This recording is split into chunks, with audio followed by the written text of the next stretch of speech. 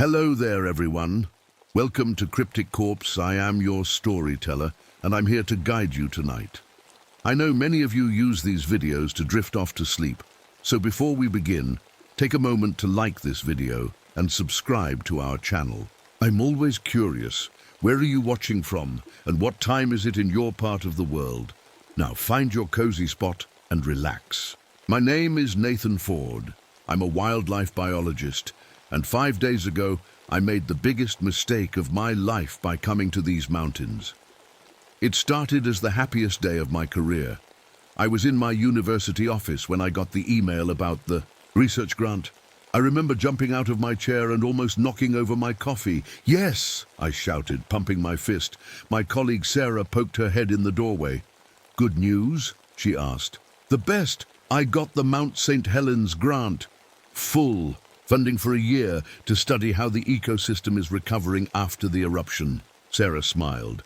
"Congratulations. No one deserves it more than you." That felt good to hear. For years, I'd been working in the shadow of my fiancée Eliza. She was the star researcher, always getting the attention and the funding. Then 2 years ago, she disappeared during a research trip to these same mountains. The police searched for weeks, but never found a trace of her. I threw myself into my work after that, created a new way to track how plants and animals return to areas damaged by natural disasters. Everyone said my methods were revolutionary, and now, finally, I had the chance to prove it. 3 days later, I was setting up my research station in a small cabin in the Cascade Mountains, about 20 miles from where Mount St. Helens had erupted 5 years ago. The forest here was strange. Parts of it looked dead, with grey trees and ash-covered ground. But other parts were weirdly full of life, with bright green plants and flowers I'd never seen before. I spent the first day setting up my equipment: cameras on trees to watch for animals, soil sensors to measure water and nutrients, weather monitors to track temperature and rain. Everything was organized perfectly. Each piece of equipment had its exact spot. Each sample had its own container, with a label. I've always been this way, careful, precise. It helps me feel in control. That night, I sat at my small desk reviewing the first data coming in. What I saw made me almost spill my coffee again. "This can't be right," I whispered to myself. The patterns of new plant growth weren't random like they should be. They formed clear lines and clusters, almost like someone had planted them that way on purpose. Animals were returning to specific areas in a pattern that seemed coordinated, like they were following some kind of plan. If this was real, it would change how we understand nature. Ecosystems don't just randomly recover. They might rebuild themselves with some kind of intelligence. I started writing my first report with hands that wouldn't stop shaking from excitement. The next morning, I hiked out to check my cameras. The forest felt different in daylight, quieter than it should be, with fewer bird sounds. I reached the first camera and stopped cold. The fallen trees around it were arranged in a perfect circle. Not a natural jumble like wind-fallen trees should be. A perfect geometric circle, with the trees pointing inward like spokes on a wheel. "Weird," I said, trying to sound scientific instead of spooked. "Must be some kind of localized wind pattern." I checked the camera and found something even stranger. It wasn't pointing at the clearing like I'd set it up. It was turned around, pointing directly at my cabin, a quarter-mile away. What the hell? I checked the footage. Everything looked normal until about 3 a.m. Then the camera seemed to glitch, just for a microsecond. In the next frame, it was pointing in a different direction. Another microsecond glitch, another small movement. As if something had moved it so fast, the camera couldn't even capture it properly. By the end of the footage, it was pointing straight at my cabin. I reset the camera, telling myself it must have been an animal or a strong wind. But back at the cabin, I found all the other camera feeds showed the same thing. Each one had been moved to point at where I slept. That night, I double-checked all the locks before going to bed. I told myself I was being silly. There was a scientific explanation. For everything. I woke up early the next morning and found a notebook on my desk that I didn't recognize. I opened it and felt the blood drain from my face. It was filled with my handwriting, detailed notes about a research site 5 miles north that I had never visited. The notes were written in my exact style, with my usual abbreviations and even my habit of drawing small diagrams in the margins, but I had no memory of writing any of it. I flipped through page after page of observations, measurements and conclusions, all apparently done by me about a place I'd never been. I'm just tired, I said out loud, my voice sounding hollow in the empty cabin. I must have been sleepwalking or something, but the notes were too detailed, too precise. No one writes 30 pages of scientific observations in their sleep. That afternoon, I decided to follow the directions in the notebook to find this mysterious research site. After hiking for an hour, I came across a small cave entrance, partially hidden by undergrowth. Inside, what I found made me question my sanity. The cave walls were lined with shelves, not natural rock formations, but carefully constructed wooden shelves. And on these shelves were collections. Hundreds of human-made objects, arranged by type and material, stone tools that looked centuries old, metal objects from different eras, and in one section, modern scientific equipment, identical to my own specialized gear. I picked up one item, a soil sampling tool, with the exact same serial number as the one I had back in my cabin. I dropped it like it was on fire. That's when my phone buzzed, a notification that my laptop was active. But I'd left it closed at the cabin. I ran back, ignoring the branches that scratched my face along the way.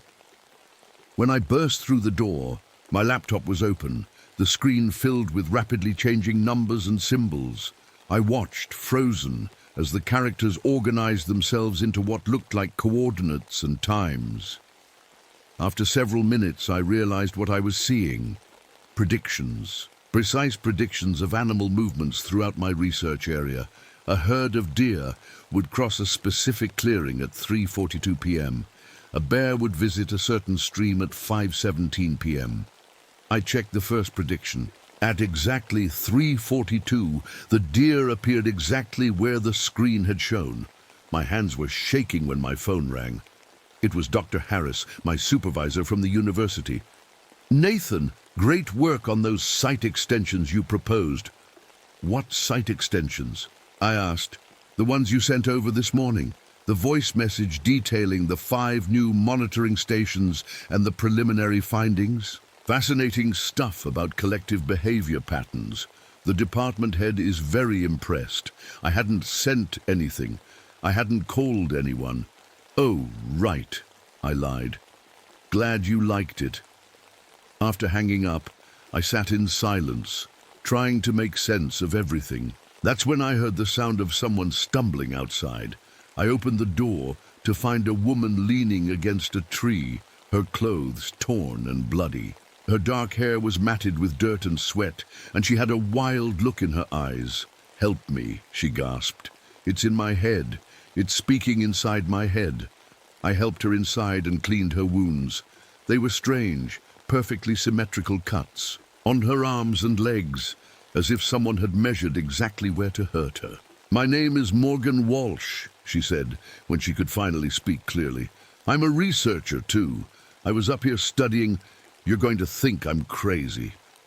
"Try me," I said. "I've seen some pretty crazy things myself lately." "Sasquatch," she said. "Not the myth, but the reality. I believe they're real, but not what people think. There's something else, something that can get inside your mind." I should have thought she was insane. But after what I'd experienced, I was ready to believe almost anything. "Tell me everything," I said. And as the sun set outside, casting long shadows through the windows, Morgan began to tell me about the creatures that had been watching us from the trees, watching and waiting. Little did I know they were watching us right at that moment, and they had been watching me since the day I arrived, maybe even longer. Morgan and I stayed up all night trying to make sense of everything. She knew more about electronics than I did and suggested we set up a kind of shield around the cabin. These things, whatever they are, seem to use some kind of signal to mess with your equipment, she said, connecting wires to my spare laptops. If we create enough electronic noise, maybe we can block them out for a while. By morning, we had rigged up a system that seemed to work. My cameras stayed where I put them. My laptop didn't turn on by itself. For the first time in days, I felt like I could breathe again. We did it, I said, high-fiving Morgan. Now we can figure out what's really going on. That was our first mistake. We should have left right then. Instead, we felt brave enough to dig deeper. I showed Morgan all the strange things I'd found. The notebook, the cave with collections, the weird predictions on my laptop. With each thing I showed her, her face got paler. "This is worse than I thought," she whispered. "Much worse." That afternoon, we went back to the cave to look more carefully. In a hidden corner, partially covered by rocks, I found a waterproof case with a familiar name tagged on it, Dr. Eliza Chang. My hands shook as I opened it. Inside was a hard drive and a notebook, my missing fiancé's research. Back at the cabin, we plugged in the drive. It was filled with video logs and research files. I clicked on the earliest video. Eliza's face appeared on screen, her black hair pulled back in her usual ponytail, her eyes bright with excitement. "Day 14 of the Cascade Mountain study," she said. "I've been tracking unusual animal movement patterns across the Pacific Northwest for months now. But today I found something that changes everything." She held up a photograph, showing a large, shadowy figure partially hidden among trees. "Local legends call them Sasquatch, but they're not what the stories say. They're not just isolated creatures. They're connected, a network, maybe even a hive mind. Their brainwaves show patterns I've never seen before, like they're sharing unconsciousness across multiple bodies." I watched video after video as Eliza's research progressed. She tracked the creatures, set up monitoring equipment, collected samples. With each entry, she looked more tired, more on edge. By the last few videos, something had changed. She seemed calmer, almost peaceful, but in a way that made my skin crawl. "I understand now," she said in her final recording. "They're not just animals. They're something that evolved alongside us, taking a different path. They don't need technology because they've developed something far more powerful, a shared mind, and they're offering to let me join them." The video ended abruptly. I sat in silence, trying to process what I'd just seen. "Nathan," Morgan said, softly, "I need to tell you something weird. I've been having memories that aren't mine. I think they might be yours." I stared at her. "What do you mean?" "I know about your 10th birthday party, how your dad got you that telescope you wanted so badly, and you stayed up all night looking at stars, even though it was a school night. I know about your first dog, Rex, who had one brown ear and one white one. I know these things, but I've never met you before yesterday." A chill ran through me, because I was having the same experience. All day, images had been popping into my head. A little girl falling off a red bicycle and scraping her knee. A teenager winning a science fair with a project about forest fungi. A young woman camping alone by a lake under the stars. "I've been seeing your memories too," I admitted. Morgan looked away. "That's the thing, Nathan. Those memories you described, they're not mine. I never had a red bicycle.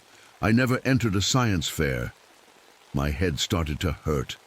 "Then whose memories am I seeing?" Before she could answer, my phone rang. It was the university again. "Dr. Ford, this is Agent Kelly with the Department of Interior. We've been monitoring your research area for some time. We're sending a team to extract you. The situation has become concerning." "What do you mean, monitoring?" I asked. "What situation?" "We've had eyes on that region for decades. Your fiancé's disappearance triggered some internal alerts. We'll explain everything when we arrive. Just stay put. Team will be there in 48 hours. After hanging up, I told Morgan about the call. We should search the area, she suggested.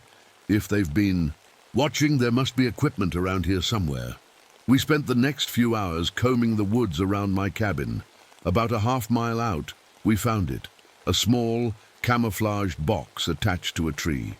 Inside was sophisticated monitoring equipment and a folder of papers. Most were too technical for me to understand, but one caught my eye.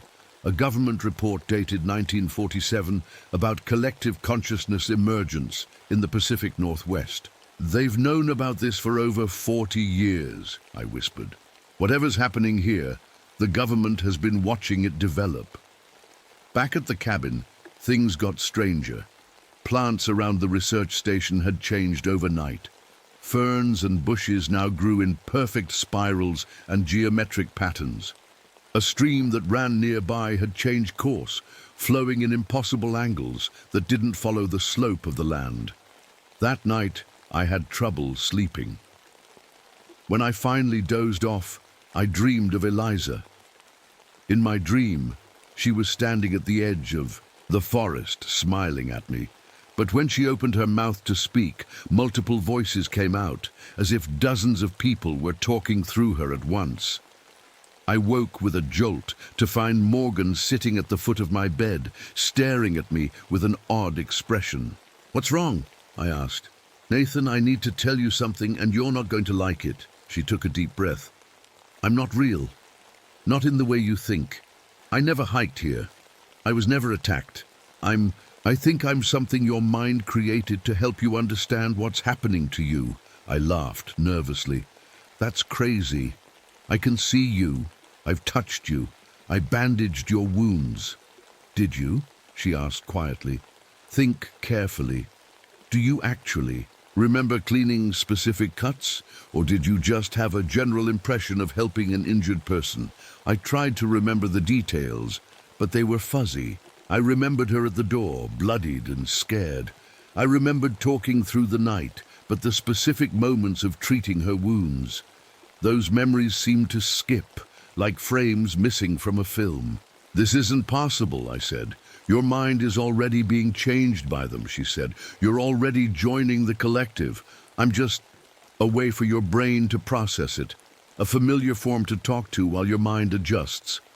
I got up and backed, away from her. "No, you're real. This is real. Test it," she said calmly. "Ask me something specific about my background, my parents' names, where I went to college, the name of my childhood pet." I did. And to each question, she first gave confident answers, then looked confused, then admitted she couldn't actually remember those details. "You see," she said sadly, "I only know what your mind gives me. I'm part of the process." Before I could respond, headlights flashed through the windows. Vehicles were approaching. "They're here," I said, relief washing over me. "The government team. They'll help us figure this out." Morgan just looked at me sadly. "No, Nathan, they won't." I opened the door as 3 official-looking SUVs pulled up. Men and women in dark green uniforms got out, carrying equipment. Their leader, a tall woman with short gray hair, approached me. "Dr. Ford? I'm Dr. Simmons. We're here to assess your situation." "Thank God," I said. "You wouldn't believe what's been happening here." Dr. Simmons smiled, but something about it felt wrong. "Oh, we know exactly what's happening here, Dr. Ford.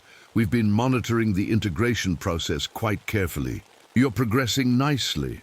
"Integration," I repeated. "Yes," she said, her smile widening. "That's why we funded your research in the first place. We needed someone with your specific neurological profile in this location at this time.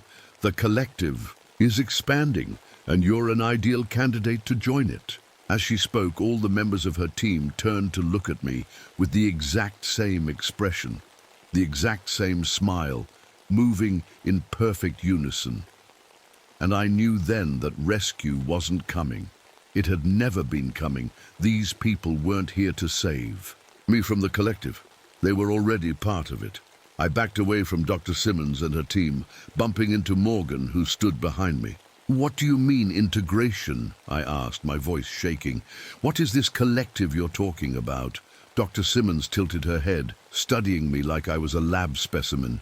You've already begun to feel it, haven't you? The memories that aren't yours, the knowledge you shouldn't have, the sense that your mind is expanding. She was right. Even as she spoke, I could feel something pushing at the edges of my thoughts. Like a radio picking up more and more stations, voices and images flickered through my mind. We should talk inside, Dr. Simmons said, her team moving in perfect unison behind her.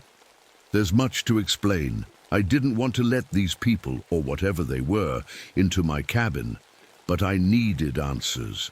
With Morgan beside me, I led them inside. Once seated, Dr. Simmons began.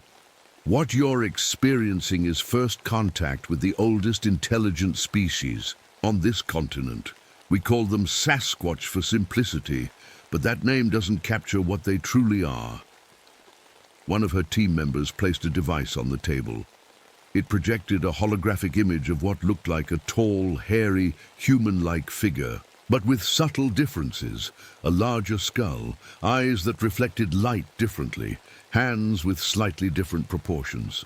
They evolved alongside humans, but took a different path, Dr. Simmons continued. While we developed tools and technology, they developed something far more powerful, a connected consciousness.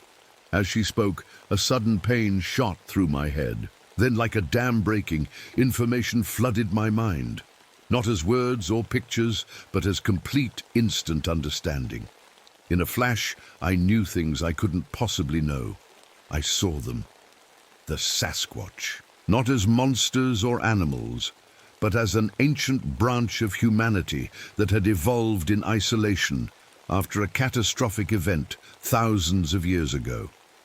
They had developed mental abilities that allowed them to share thoughts, memories, and perceptions across vast distances, and they were sharing it all with me now. You see, Dr. Simmons said, noticing my expression, it's happening right now. Direct communication. I gasped as my vision suddenly split into multiple perspectives. I could see the inside of my cabin from dozens of angles at once. I could see through eyes that weren't mine, a deer drinking from a stream, an owl perched in a tree, a researcher taking notes in a tent miles away. Make it stop, I whispered, clutching my head. Don't fight it, Morgan said softly. It's easier if you don't fight it. The sensation faded, leaving me breathless. What just happened? Perception expansion, Dr. Simmons explained. You briefly experienced multiple perspectives simultaneously. It's overwhelming at first, but you'll adjust. Is this what happened to Eliza? I asked. Did she join them? Dr. Simmons hesitated, in a manner of speaking, but you should understand. Another flash of pain, and suddenly I could feel Eliza. Not whole, not as a single person, but fragments of her. Her love of birdsong here, her fascination with moss patterns there, her memory of our first date somewhere else. Her consciousness had been broken apart and distributed among multiple beings. No, I whispered. What did they do to her? They didn't harm her, Morgan said. She's still here. She's everywhere in these woods now. I turned to her. How would you know? You're not even real. Dr. Simmons raised an eyebrow. Ah, you figured that out already? You're progressing faster than we expected. She turned to Morgan. You're a mental construct, a way for Nathan's mind to process what's happening to him, a familiar shape to talk to while his consciousness expands. Morgan nodded sadly. I've been trying to tell him. I stood up, knocking over my chair. This is crazy. All of it. I'm leaving right now. I'm afraid that's not possible, Dr. Simmons said calmly. The integration has already begun, and there's still so much you need to understand. She nodded to one of her team members, who handed her a small glass container. Inside was what looked like tiny threads of glowing fungus. This is the key, she said. The Sasquatch aren't just naturally telepathic. They're hosts to this neural fungal network that connects brain to brain. It's ancient, predating humans by millions of years. And it's been slowly spreading throughout Earth's ecosystem for millennia. I stared at the glowing threads. A fungus? This is all because of a fungus? A symbiotic relationship, she corrected. The fungus provides the network, the hosts provide the intelligence. Together, they form something greater than either could be alone. Another wave of understanding hit me, and I saw it all. The fungal network growing through soil and roots, connecting plants, animals, and the Sasquatch in a vast living web of shared thought.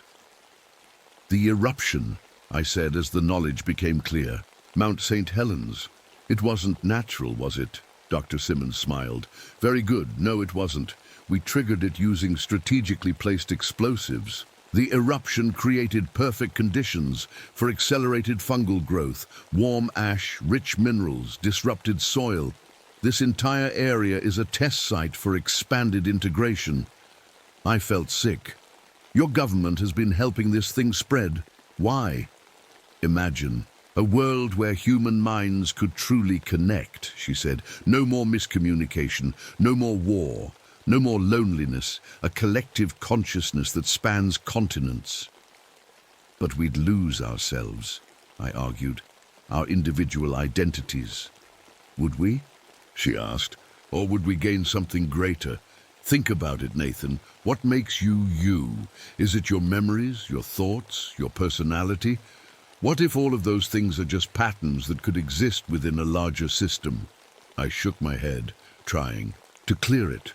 But it was getting harder to remember which thoughts were mine and which were coming from outside. Memories I'd never experienced felt as real as my own childhood, running through ancient forests, watching the first European ships arrive, observing cities grow from a distance. Who am I? I whispered. I can't tell what's me anymore. That's the point, Dr. Simmons said gently. The boundary between self and other is an illusion. When we're about to move beyond. Morgan touched my arm. There's more you need to know, Nathan, about time. And then it hit me. The strangest sensation yet. I was experiencing events that hadn't happened. I saw myself fully integrated into the collective, my body moving through the forest while my mind spread across 1,000 connected beings. I was seeing my own future. This can't be real, I said. Time isn't linear to the collective, Dr. Simmons explained. Past, present, future, they're all accessible once you're fully connected. What you're seeing will happen. It's inevitable. No, I said firmly. I won't let it happen. I'll fight this. Dr. Simmons sighed. Everyone fights at first. Even Eliza did. But in the end, everyone joins. The real question is whether you'll help us understand the process better. She gestured to one of her team members, who approached with what looked like scientific equipment. We need to monitor your integration. For science. Something snapped inside me. I wasn't going to be their lab rat.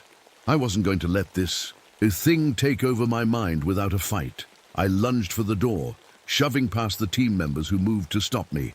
Outside, I ran blindly into the forest. The sun was setting, casting long shadows between the trees. I didn't know where I was going, just that I needed to get away. After what felt like hours of running, I collapsed by a stream, gasping for breath. The water flowed in impossible patterns, forming perfect spirals and geometric shapes. Even nature itself had been changed by the collective's influence. As I sat there trying to think, I realized something important. I had government coordinates. In my research notes, there were GPS locations for all the monitoring stations. If I could reach one, maybe I could send a warning to the outside world. But as I stood to continue my escape, I heard movement in the trees. They were coming, not just Dr. Simmons and her team, but others. Shapes moved in the darkness, tall, powerful figures that weren't quite human. For the first time, I saw them clearly. The Sasquatch, Not monsters from campfire stories, but evolved beings with features subtly different from humans. Larger craniums, eyes that caught the moonlight with an eerie glow, bodies perfectly adapted to this forest environment. And I could feel their minds pressing against mine, trying to break through the last barriers of my resistance. I ran again, desperate now. In the distance, I saw a small structure, one of the monitoring stations. If I could just reach it, use its communication equipment. As I burst through the door, I found an array of sophisticated computers and monitoring equipment. I grabbed for the radio, but before I could use it, I noticed something on one of the screens. It was a map of the United States with glowing dots representing fungal network nodes. They weren't just in Washington. They were in Oregon, California, Idaho, spreading eastward. And at the bottom of the screen, a countdown timer. Atmospheric Distribution Initiative, 72 hours remaining. With horror, I realized their plan. They weren't just creating a local network. They were planning to spread the fungal spores through the atmosphere, across the entire country. I had to stop them.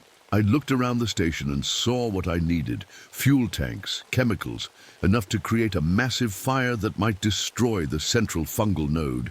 As I gathered what I needed, Morgan appeared in the doorway.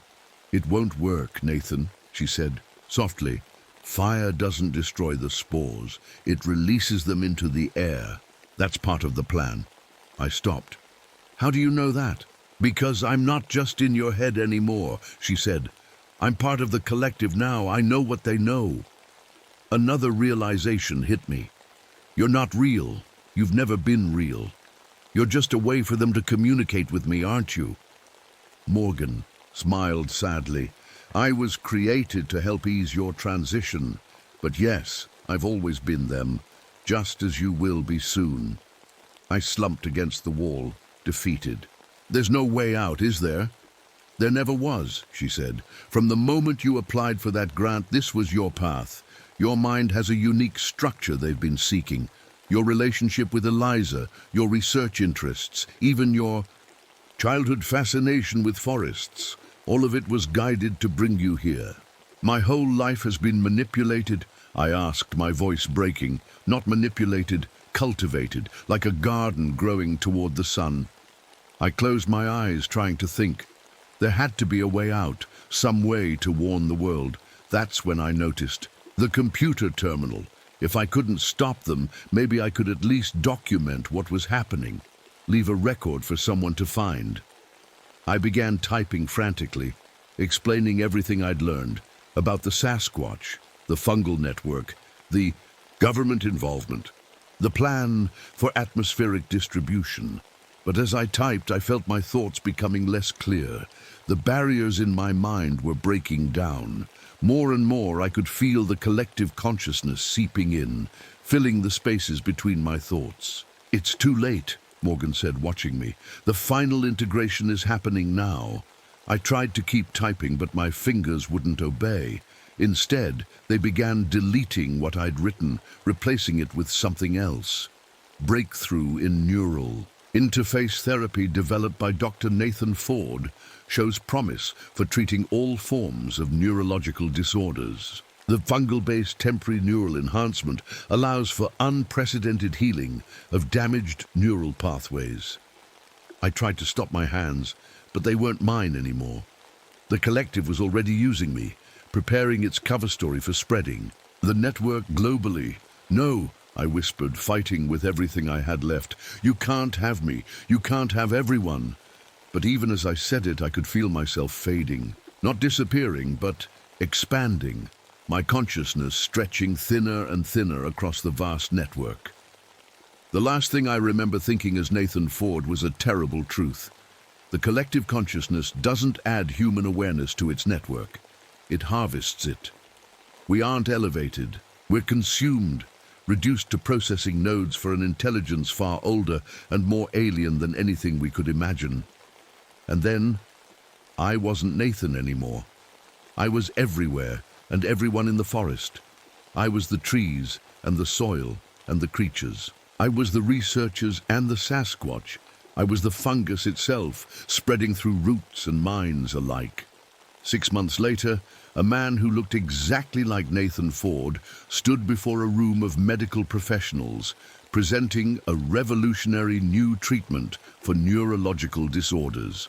The neural interface therapy is completely safe, he assured them with a warm, trustworthy smile. A brief exposure to the fungal compound creates temporary neural connections that allow damaged pathways to heal themselves. "Are there any side effects, Dr. Ford?" someone asked. "None whatsoever," he said. "Just an increased sense of connection, a feeling of being part of something larger than yourself." As the medical community embraced his breakthrough, the treatment spread rapidly across the country. Hospitals, clinics, research facilities, all eager to try the miracle cure. And in each place it was used, the network grew stronger. Mind by mind, thought by thought, watching, always watching and waiting for the day when all minds would be one, the day when the final harvest would begin. My name is Beatrice Holden, and I once believed that moving to Blackvale was our second chance. That valley tucked away in the Blue Ridge Mountains was supposed to be our fresh start, our salvation. If only I had known what waited for us in the shadows. It all began in the spring of 1963.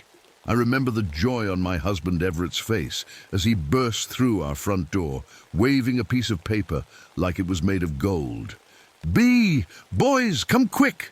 he shouted, his voice stronger than it had been in months. The coal dust in his lungs had been slowly killing him, each cough bringing up black phlegm and fear. Lucas and Daniel, our teenage sons, rushed in from the backyard. At 17, Lucas was the spitting image of his father, tall and broad-shouldered, with serious eyes. 15-year-old Daniel was more like me, quieter, always watching, always thinking. "What is it, Dad?" Lucas asked. Everett spread the paper on our kitchen table. "It's the deed to my family's old homestead in Blackvale. It's ours now, free and clear." "A homestead?" I asked, touching the yellowed paper. "You never mentioned family property before." "My great-grandfather's place. Been abandoned for years, but the land is good. Clean air, fresh water, everything we need." He took my hands, his eyes bright with something I hadn't seen in years. Hope. "No more mines, B. No more coal dust. I can breathe again there." Team, boys exchanged excited glances. The mine closures had hit our town hard. Every day brought news of another family packing up and leaving. "When can we see it?" Daniel asked quietly. "This weekend," Everett said. "It needs work, but it's ours. Our own piece of heaven." I should have noticed how he didn't quite meet my eyes when he said those words. The farmhouse looked nothing like heaven when we first arrived. The roof sagged in places, the porch steps had rotted through, and wild vines climbed the weathered walls. But the valley itself, Blackvale, was beautiful in a way that made your heart ache. Tall trees surrounded a clearing of lush grass. A small stream cutting through the property like a silver ribbon. "It's perfect," Everett whispered, and for once his breathing came easy. We worked from sunrise to sunset every day that summer. Everett's strength returned bit by bit as we repaired the roof, rebuilt the porch and cleared the overgrown gardens. He designed clever systems for collecting rainwater and built a small windmill that generated just enough power for our basic needs. "Look at this," he would say proudly each time something new worked. "We don't need anyone but ourselves out here." The boys took to country life better than I expected. Lucas mastered the art of chopping wood and fixing fences, while Daniel spent hours exploring the property, mapping every hill and hollow in a little notebook he carried everywhere. One evening, while cleaning out what would become our pantry, Lucas discovered a loose floorboard.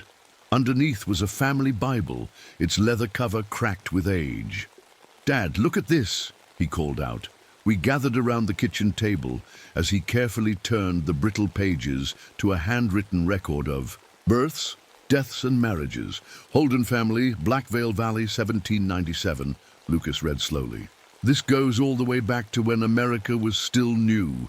Everett traced the names with his finger, a strange expression on his face. We're not just moving here, he said quietly. We're coming home. That night, the four of us sat on the newly rebuilt porch, watching fireflies dance in the gathering darkness.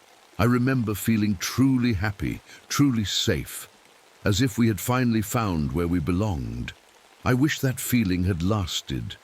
The first strange thing happened about a month after we settled in. Daniel came running into the kitchen one afternoon, his face pale. "Mom, something weird is happening outside," he said, his voice shaking slightly. "What is it, honey?" I asked, wiping flour from my hands. He struggled to find the words. "My shadow. It moved wrong," I frowned. "What do you mean moved wrong? I was walking along the eastern fence and I looked down and my shadow..." He swallowed hard. "It wasn't moving right with me, like it was a half-second behind, or maybe ahead. I don't know, it just wasn't right." I touched his forehead, checking for fever. "It's probably just the uneven ground playing tricks on your eyes. The sun hits different out here in the mountains." He nodded slowly, not looking convinced. "Yeah, maybe that's it. I should have listened closer. I should have asked more questions. But it was easier to believe in tricks of the light than to consider the alternative." A few days later, Everett and I walked the 2 miles to our nearest neighbor's house, a small cottage belonging to an elderly woman named Florence Tate. She welcomed us with fresh-baked bread and sweet tea, her white hair pulled back in a neat bun. "So the Holdens have returned to Blackvale," she said, studying us over the rim of her teacup. "It's been a long time since any of your family lived in that house." "You knew my family?" Everett asked, leaning forward. Florence's smile didn't quite reach her eyes. "Everyone knows everyone in these parts, or at least they did. Not many of us left. Now!" She reached into a drawer and pulled out 3 iron horseshoes. "These might look nice on your new porch. For decoration, of course." "That's very kind," I said, taking them. As we toured her house, I noticed how Florence watched Daniel closely. He seemed uncomfortable in certain rooms, particularly a back parlor where heavy curtains blocked most of the light, creating deep shadows in the corners. He kept edging away from those dark patches without seeming to realize he was doing it. "Your youngest has good instincts," Florence murmured to me. "You should listen when he speaks of things that don't seem right." A chill ran down my spine. "What do you mean?" But she just patted my hand and changed the subject. The following week, Everett discovered old ledgers hidden in the root cellar beneath the house. He brought them up to show me after the boys had gone to bed.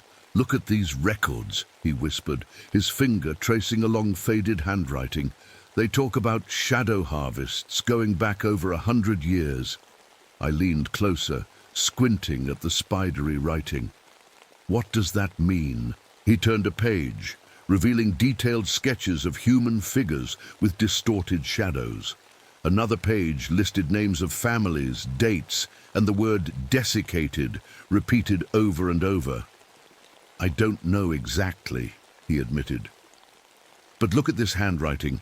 It's my great-grandfather's, the same as in some of the Bible entries." I shivered despite the warm evening. Maybe it's farming notes or something to do with the local traditions? Everett didn't answer, just kept turning pages with a strange intensity in his eyes. I first noticed the marks on my arms about 2 months after we moved in, small bruises that appeared along the edges where my shadow fell when I stood in the garden at noon. They didn't hurt, but they wouldn't fade either, and I found myself growing more tired each day.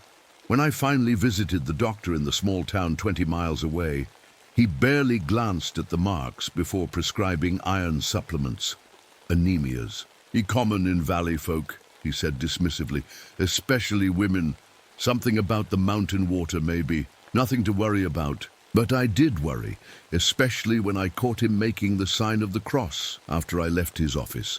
Lucas started spending time with Florence Tate's granddaughter, Willow, who visited her grandmother most weekends. She was a pretty girl with dark hair and knowing eyes that seemed older than her 16 years. One evening, Lucas came home unusually quiet after walking her home. "Willow told me things about this valley," he said as we sat around the dinner table. "About creatures called shadow skimmers that live here." Everett's fork clattered against his plate. "What kind of nonsense is that?" Lucas shifted uncomfortably. "She says they're entities that feed on human essence through shadows. That's why all the houses around here have so many mirrors and lights, to keep shadows small and controlled." "Sounds like local ghost stories to scare children," I said with forced lightness. "It's not just stories," Lucas insisted. "She showed me. She can make her shadow move without moving herself. Just a little, but she can do it." Daniel's face went pale.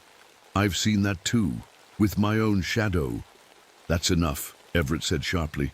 "I won't have this superstitious nonsense at my table. This valley is our home now, and it's perfectly normal." But that night I caught him nailing one of Florence's iron horseshoes above our bedroom door. The next strange discovery came when Daniel was sorting through a box of old photographs he'd found in the attic. He brought one down to show us, his hands trembling slightly.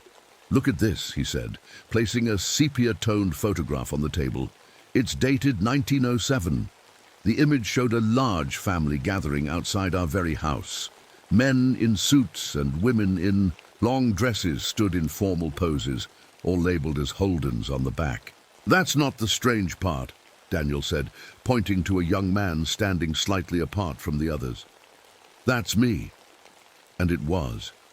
The face looking back from the photo was identical to Daniel's, the same serious eyes, the same slight smile. But there was something else, something subtly wrong about the figure. It took me a moment to see it. His shadow. It was darker and more sharply defined than anyone else's in the photograph, and if you look closely, its edges seemed to extend just beyond where they should have ended. "It's just family resemblance," Everett said quickly, trying to take the photo away. "Genes run strong in the Holden line, but Daniel wouldn't let it go. Dad, that's my face, exactly my face, and look at his shadow, it's wrong." I watched Everett's expression carefully.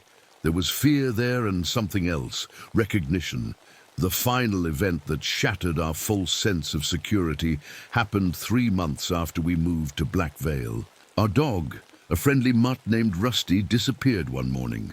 We spent hours calling for him, searching the property and the surrounding woods. It was Daniel who found him in a clearing not far from the house. I heard his scream and ran toward it, my heart pounding. Rusty was alive, barely. He lay perfectly centered in a circle of dead grass and plants, as if someone had drawn a perfect compass point around him. But his body, God help me, his body was completely dried out like a mummy, his skin stretched tight over bones with no flesh in between.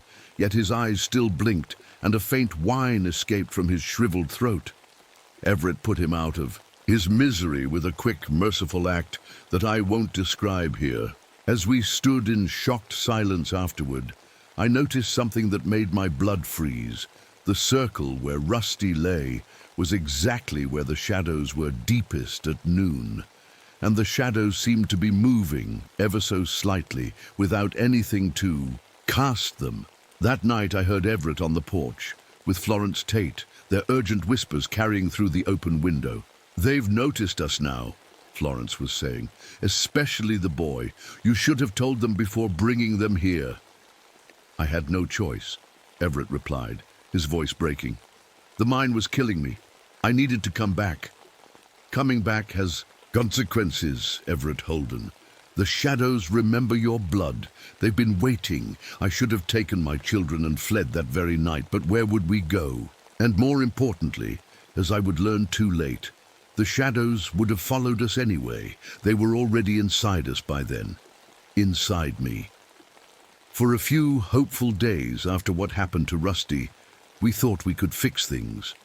Everett worked day and night, following Florence's instructions to make our home safe. "The mirrors reflect the shadows back," he explained, as he hung large mirrors on every wall. "They can't take shape if they're caught in the reflection. I helped him install extra lights in each room, oil lamps, candles, and the few electric bulbs our windmill could power.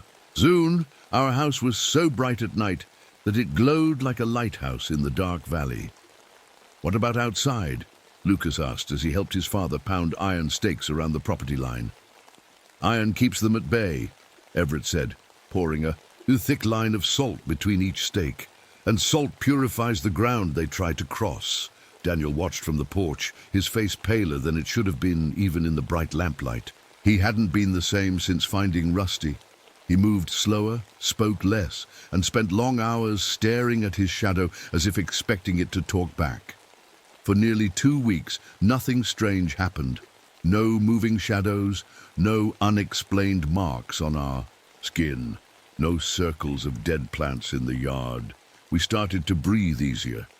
"See," Everett said one night as we sat in our brightly lit kitchen, "there's nothing we can't handle as a family." I wanted so badly to believe him. The morning Florence Tate came to our door with the truth, it was raining, a gentle, steady rain that turned the world soft and grey. I remember thinking there was mercy in that rain, at least without the sun. There were no sharp shadows to fear. We sat in the kitchen, steam rising from our cups of coffee, while the boys did chores in the barn. "I should have told you this when you first arrived," Florence said, her old hands wrapped tight around her mug. "But I hoped, well, it doesn't matter what I hoped now." "Told us what?" I asked. She looked directly at Everett. "You know some of it already, don't you? That's why you came back to face it." Everett wouldn't meet my eyes. "I only knew stories, old family tales." "Not tales," Florence said sharply. "History. Your great-grandfather, Joseph Holden, moved to this valley in 1897. He was a good man. At first, helped build the schoolhouse, planted orchards, raised his family. But he got curious about the old warnings." "What warnings?" I asked. "The native people who lived here first marked this whole valley with warnings. They knew what lived in the shadows here. They built this place as a prison, with the mountains, as bars to keep the shadow things contained." Everett's hands trembled slightly. "My great-grandfather's journals mentioned rituals," Florence nodded. "He found old books, tried to control the shadow skimmers for himself, thought he could use their power. He cut his own hand and let the blood drip into a perfect shadow at noon on the solstice." My stomach turned. "What happened?" "He bound your family to them, blood to shadow. Now they recognize Holden blood. They taste it on the air. They've been waiting for your family to return." I thought of Daniel's increasing weakness, of the photograph where his identical face stared back from 1907. "What about Daniel? Why is it affecting him more?" Florence's eyes filled with a deep sadness. "Some people are more shadow sensitive. The entities can reach them easier. Your Daniel, he's got the sensitivity strong. How do we stop it?" Everett demanded. "How do we protect our family?" "That's why I came today," Florence said. "The protections you've put up are temporary. They'll adjust. Find ways around them. You need to learn the binding rituals to keep them contained the way I've been doing for 40 years. I felt sick." "You've been containing these things by yourself?" She nodded.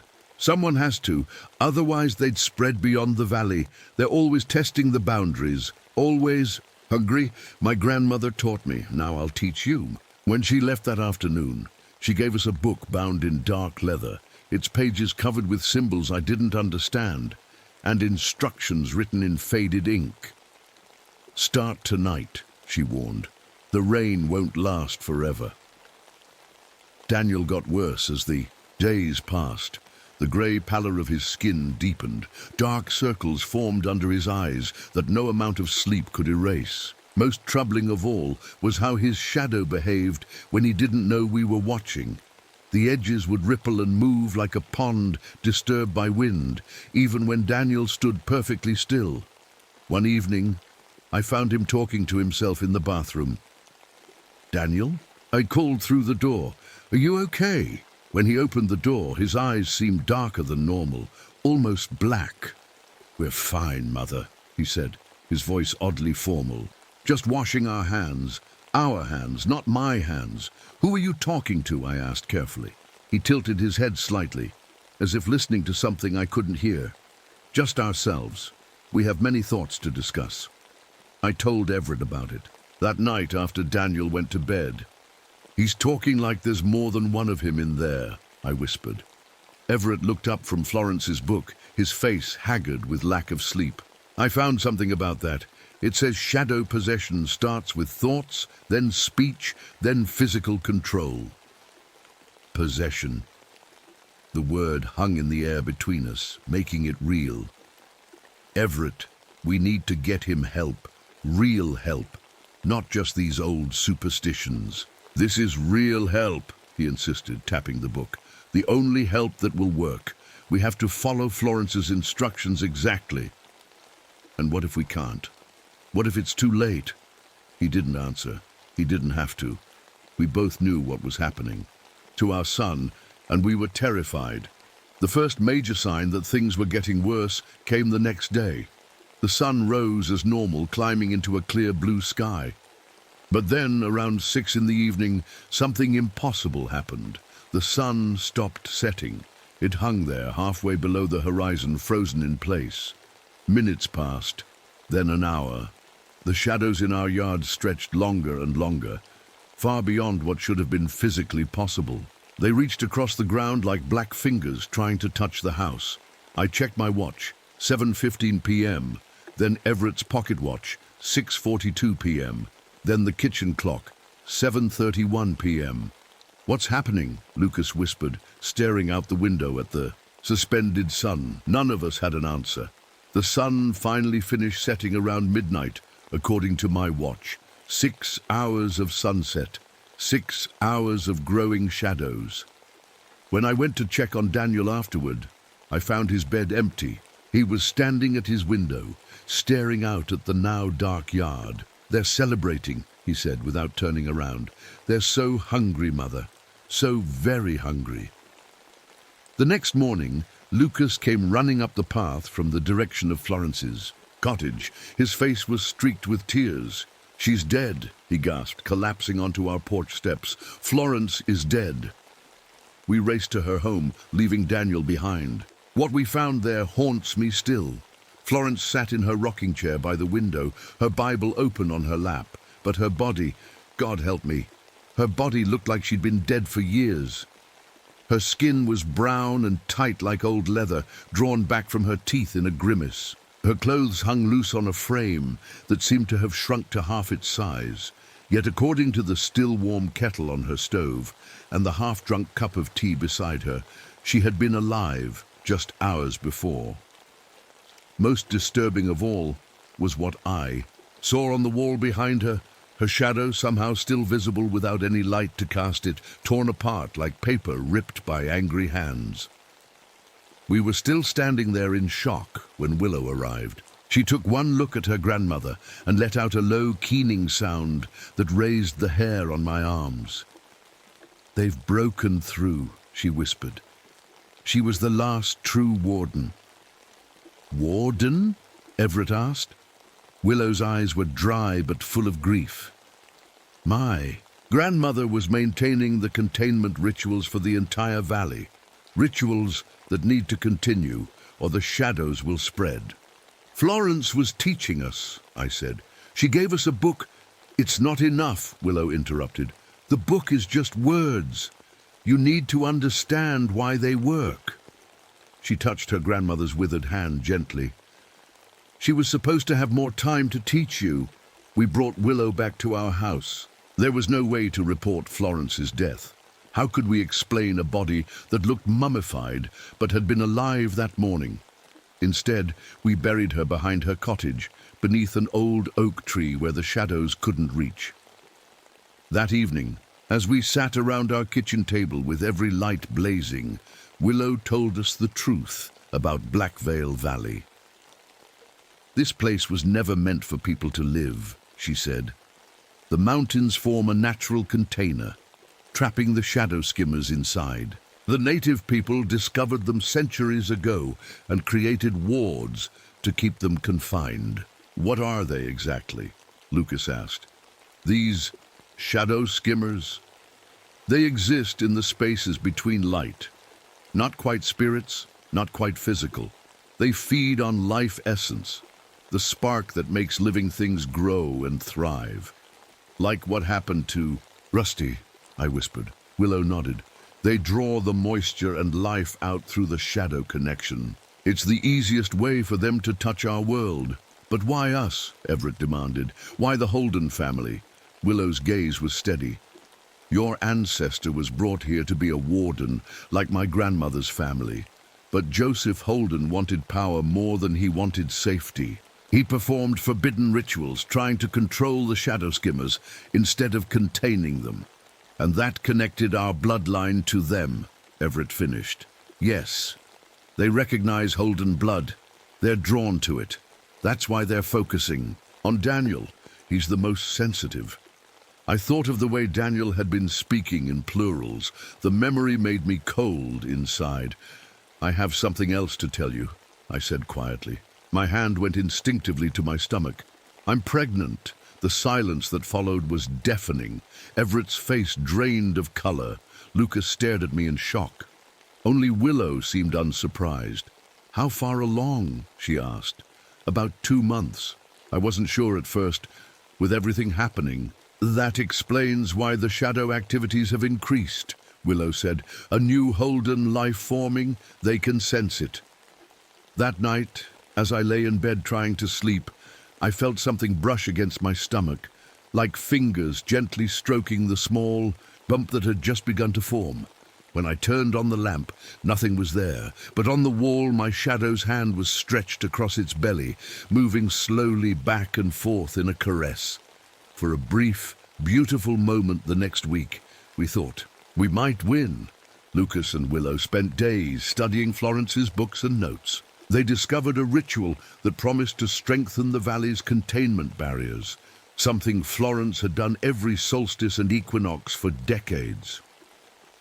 We don't have to wait for the equinox, Willow explained.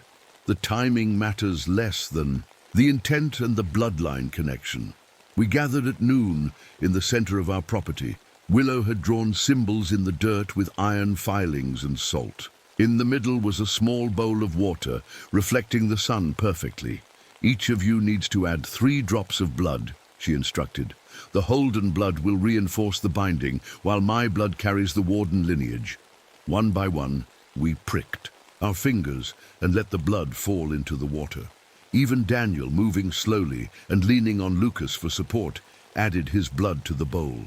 As the last drop, mine, hit the water, a strange sound filled the air, like a deep sigh or the whisper of wind through dead leaves.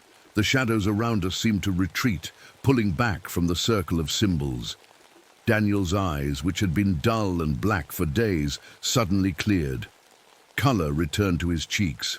"Mom," he said, his voice sounding like my son again, instead of the formal plural voice he'd been using. "What's happening?" "The ritual is working," Willow said, relief evident in her voice. "The barriers are rebuilding." For 3 days, things improved dramatically. Daniel began eating again.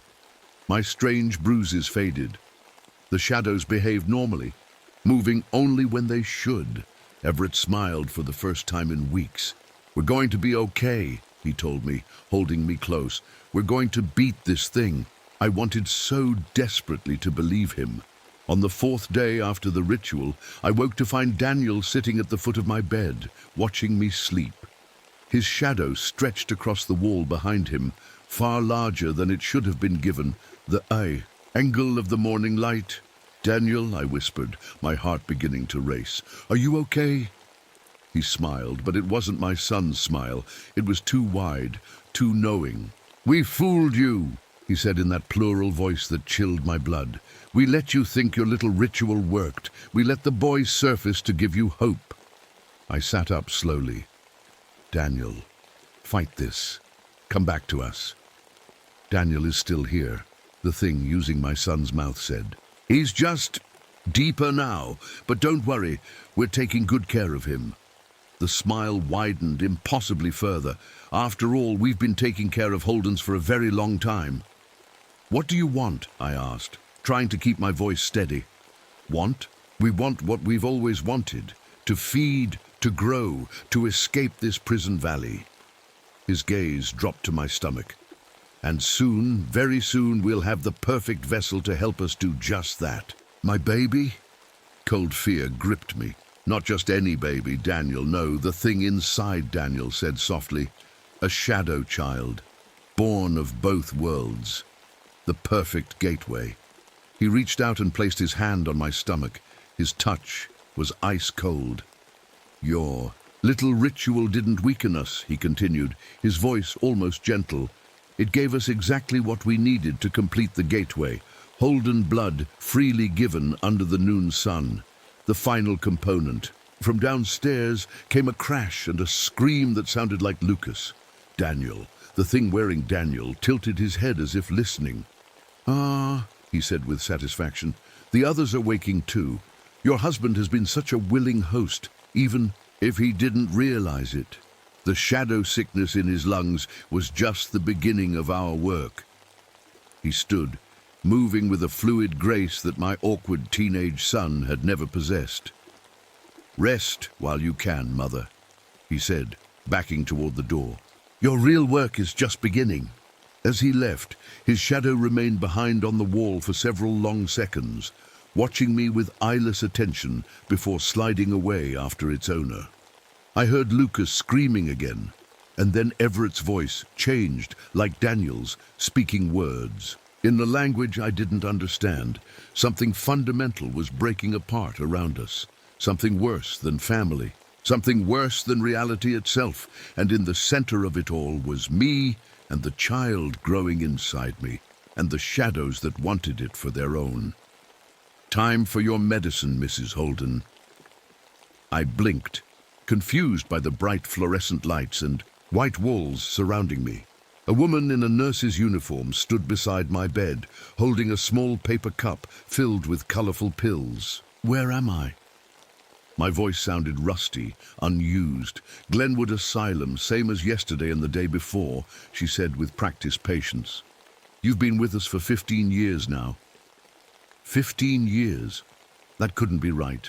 Just moments ago I'd been in my bedroom at the Black Vale farmhouse, with Daniel, or whatever was using Daniel's body, telling me about shadow children. No, I said, pushing the cup away. That's not right. My family... Dr. Hammond will be in soon for your session, the nurse interrupted, setting the pills on the bedside table. He's very interested in your progress with the new treatment. I looked down at my hands, older than I remembered, with thin skin and prominent veins. A plastic hospital bracelet encircled my wrist. Beatrice Holden, patient number 347, admitted 1963. This wasn't right. This couldn't be real. My sons, I whispered. Lucas and Daniel, where are they? The nurse's face softened with pity. We'll talk about that in therapy, Mrs. Holden. For now, please take your medicine. I obediently put the pills in my mouth, but tucked them under my tongue when she turned to pour water. After she left, I spat them into my hand and hid them beneath my mattress with dozens of others.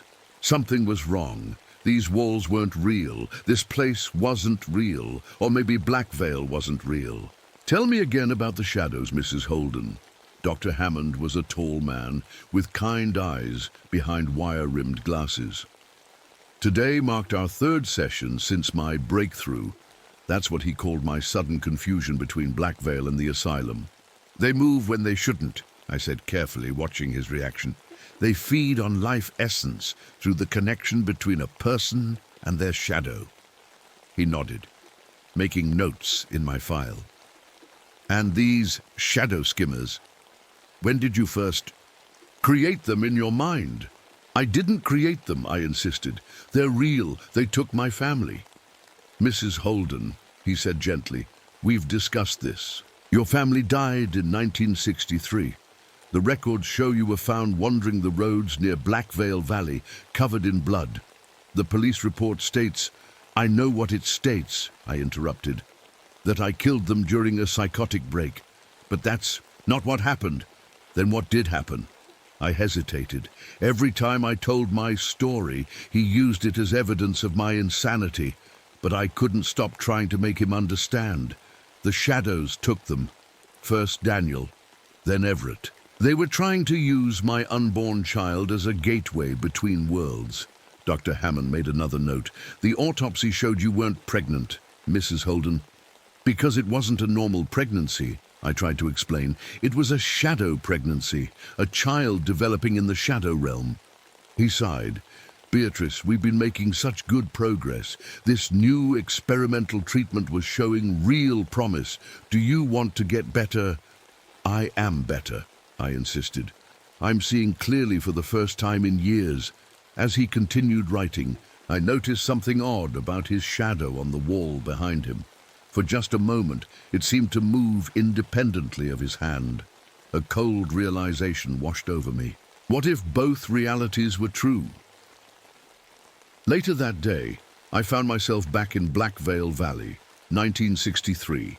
The transition happened in an instant. One moment, I was sitting in the asylum day room.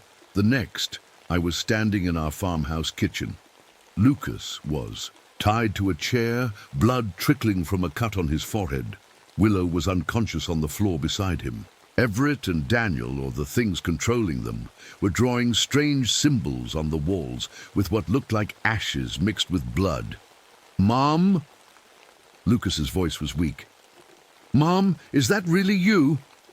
I rushed to him, my fingers working at the ropes, binding his wrists. "It's me, honey. I'm here."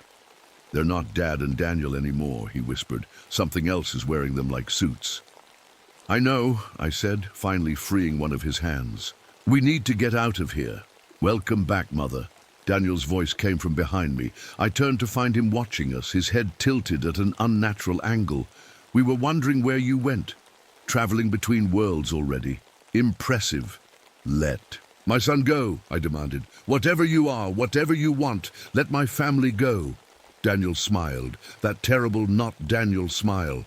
"But we are family now, all of us together preparing for the birth." His gaze dropped to my stomach. "The gateway child grows stronger every day." "There is no child," I said, remembering Dr. Hammond's words. "The autopsy showed I wasn't pregnant." Daniel's smile faltered for just a moment. "Autopsy? Interesting. You're seeing further ahead than we thought." Everett approached, his movements jerky and wrong, like a puppet on tangled strings. "The woman is confused," he said, but the voice wasn't his. It was deeper, older. "She's experiencing timeline bleed-through." "What did you do to me?" I demanded.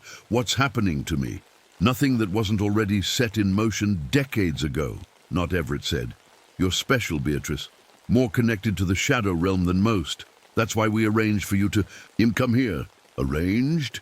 We chose to come here because of Everett's health." "Did you?" Daniel laughed. "Are you sure about that? How convenient that a deed to an abandoned family property appeared just when you needed escape. How fortunate that Everett developed the exact sickness that could only be cured by mountain air." The room seemed to shift around me, walls bending inward before snapping back to normal. For a split second, I saw the asylum day room superimposed over the kitchen. "You're lying," I whispered, but doubt had already taken root. "Tell me about Florence Tate," Dr. Hammond said during our next session. I was back in the asylum, though I had no memory of the transition. One moment I'd been in the farmhouse kitchen. The next, I was sitting across from the doctor in his office. "She was our neighbor in Blackvale," I said cautiously.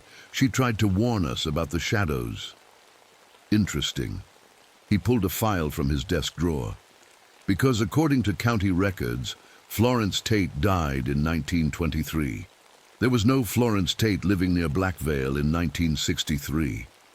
My head began to pound. "That's not possible. I met her. We all met her. What about Willow, her supposed granddaughter? She was real too," I insisted. "She helped Lucas with the containment rituals." Dr. Hammond slid a photograph across the desk. It showed a teenage girl with dark hair standing in front of Glenwood Asylum. The date stamp read 1921. This is Willow Tate, admitted to this very institution over 40 years ago. She claimed shadows were eating people in Blackvale Valley. She died here in 1937. I stared at the photo. It was definitely Willow, but how could she have been in an asylum in the 1920s and 30s, yet also be a teenager in 1963? I don't understand, I whispered. Don't you? Dr. Hammond leaned forward. Your delusions aren't random, Beatrice. You've constructed an elaborate fantasy based on local folklore and asylum records. Somehow you accessed information about Willow Tate and incorporated her into your narrative. As he spoke, I noticed his shadow again. It was stretching toward me across the floor, though he hadn't moved from his chair. Who are you really? I asked suddenly. His expression didn't change, but his shadow froze, caught in the act of reaching for me. I'm your doctor, Beatrice. I've been treating you for 3 years now. No, I said with growing certainty. You're something else. Something using Dr. Hammond, just like the shadows used my family. For just a moment, his professional mask slipped, revealing something ancient and hungry beneath. You're becoming quite problematic, he said, his voice subtly changing. Perhaps we need to adjust your treatment. Back in Blackvale, time was breaking down completely. The sun rose and set at random intervals. Sometimes an hour passed in what felt like minutes. Other times, a single moment stretched for what seemed like days. Lucas and I had managed to escape the farmhouse while the shadow-possessed Everett and Daniel were distracted with their preparations. We hid in the woods, moving constantly to avoid the patches of deeper darkness that seemed to hunt for us.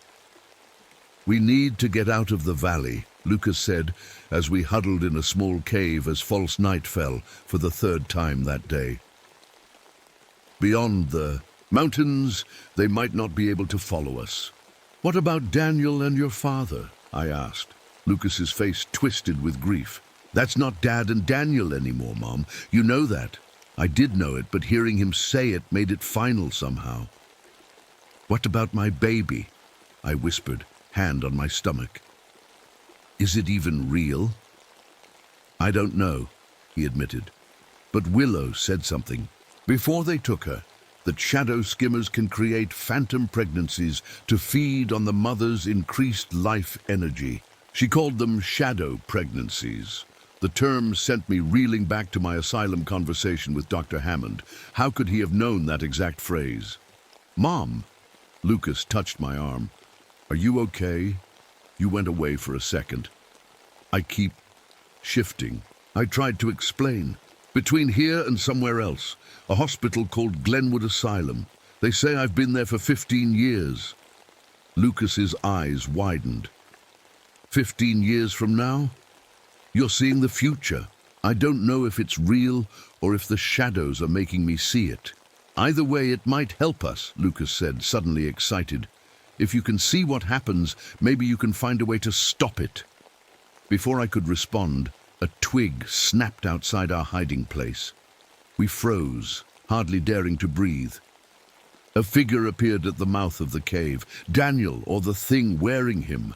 Found you, he said cheerfully. Did you really think you could hide from us in the shadows? We are the shadows. Behind him came Everett, dragging an unconscious Willow.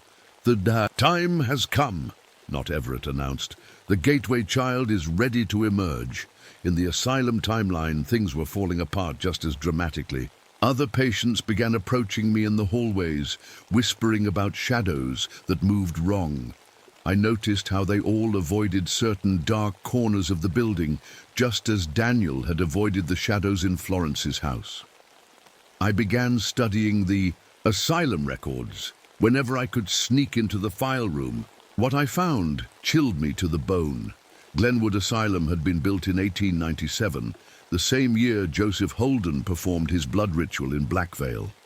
The architect was listed as J.H. Blackwood, but the blueprint signatures clearly read J. Holden. More disturbing still, the asylum's floor plan exactly matched the layout of our farmhouse in Blackvale, just on a larger scale. The same rooms, the same orientation, even the same unusual roof angles. Most telling of all, over its 81 years of operation, Glenwood had admitted 47 patients from Black Veil Valley.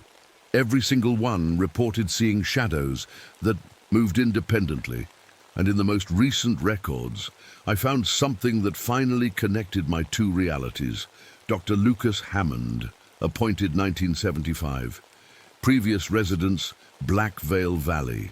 Lucas, my Lucas was Dr. Hammond. You're my son, I said during our next session. You're Lucas. Dr. Hammond, Lucas, froze mid-sentence. What did you say? You survived Black Veil. You escaped and changed your name. Now you're trying to help me remember what really happened.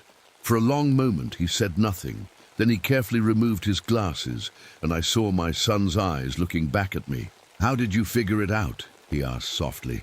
The records. The way your shadow moves when you're not paying attention to it. The fact that you know things about shadow skimmers that I never told you. He sighed deeply. I've been searching for you for 15 years, Mom. After that night, after what happened to Dad and Daniel, I ran. I left you there fighting them, and I ran. By the time I came back with help, everyone was gone. Just empty clothes and dust. Tears filled my eyes. But I'm here now. Part of you is, he agreed, sadly. But most of you is still there, trapped in that moment in 1963. Your consciousness is fractured between times. And the shadows. Are they real? Very real, he confirmed. They followed me here. That's why I became a doctor. To understand what happened to our family. To find others who experienced the same thing. To find you. The shadow skimmers. I whispered. They're here too? He nodded grimly. This asylum is just another containment vessel, Mom. Built to the exact specifications of our house in Black Veil. The shadows can't leave, but they can feed on the patients. I thought of the other inmates with their fearful glances toward dark corners.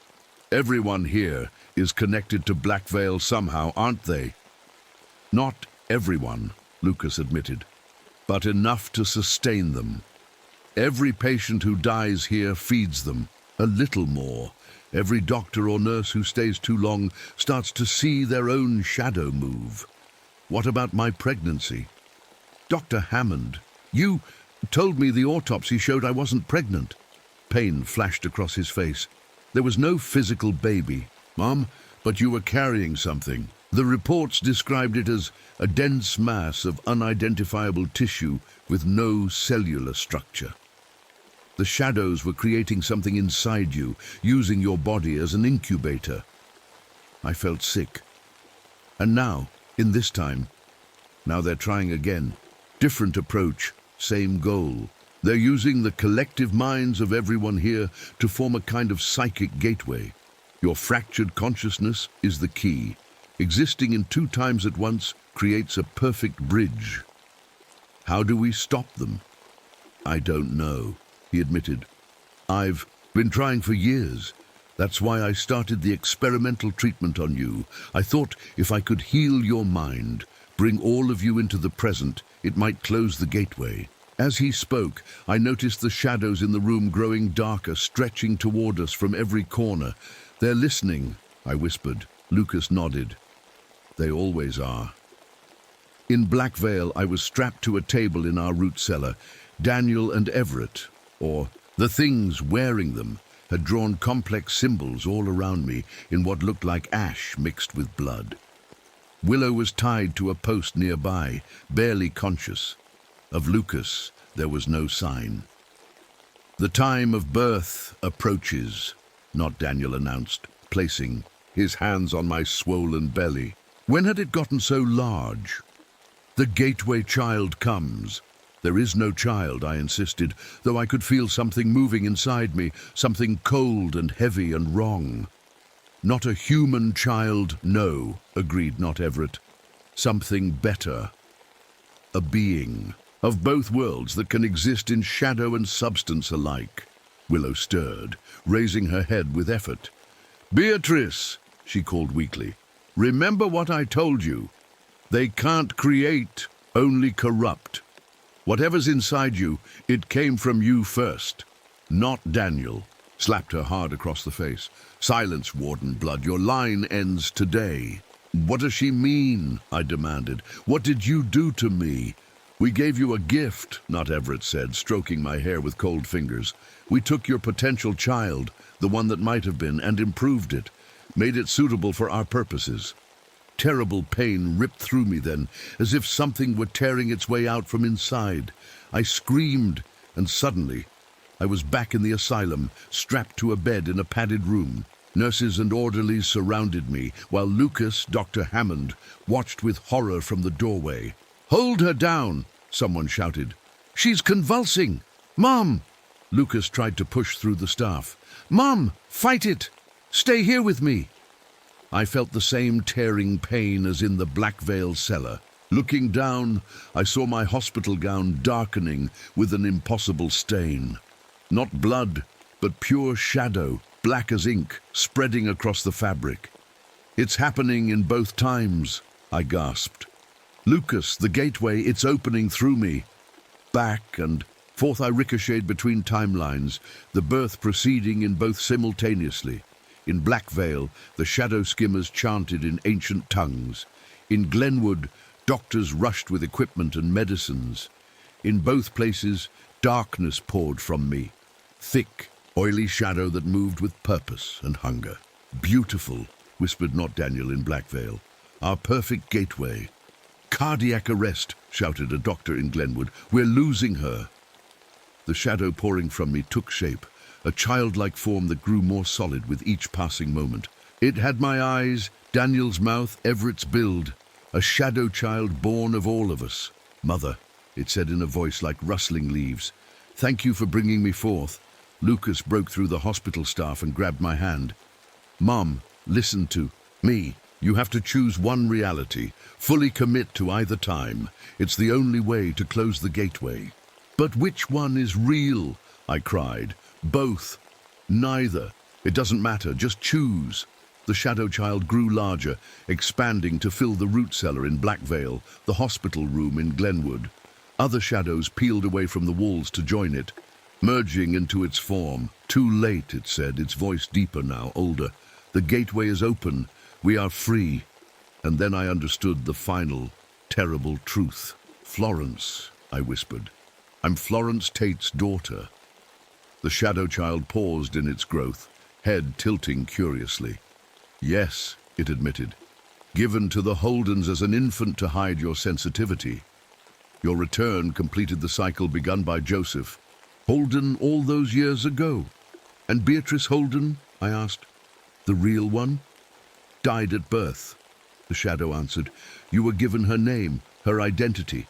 Florence hoped to spare you the warden's duty." With that revelation, my fractured mind finally found clarity. I wasn't trapped between two times. I was experiencing memories.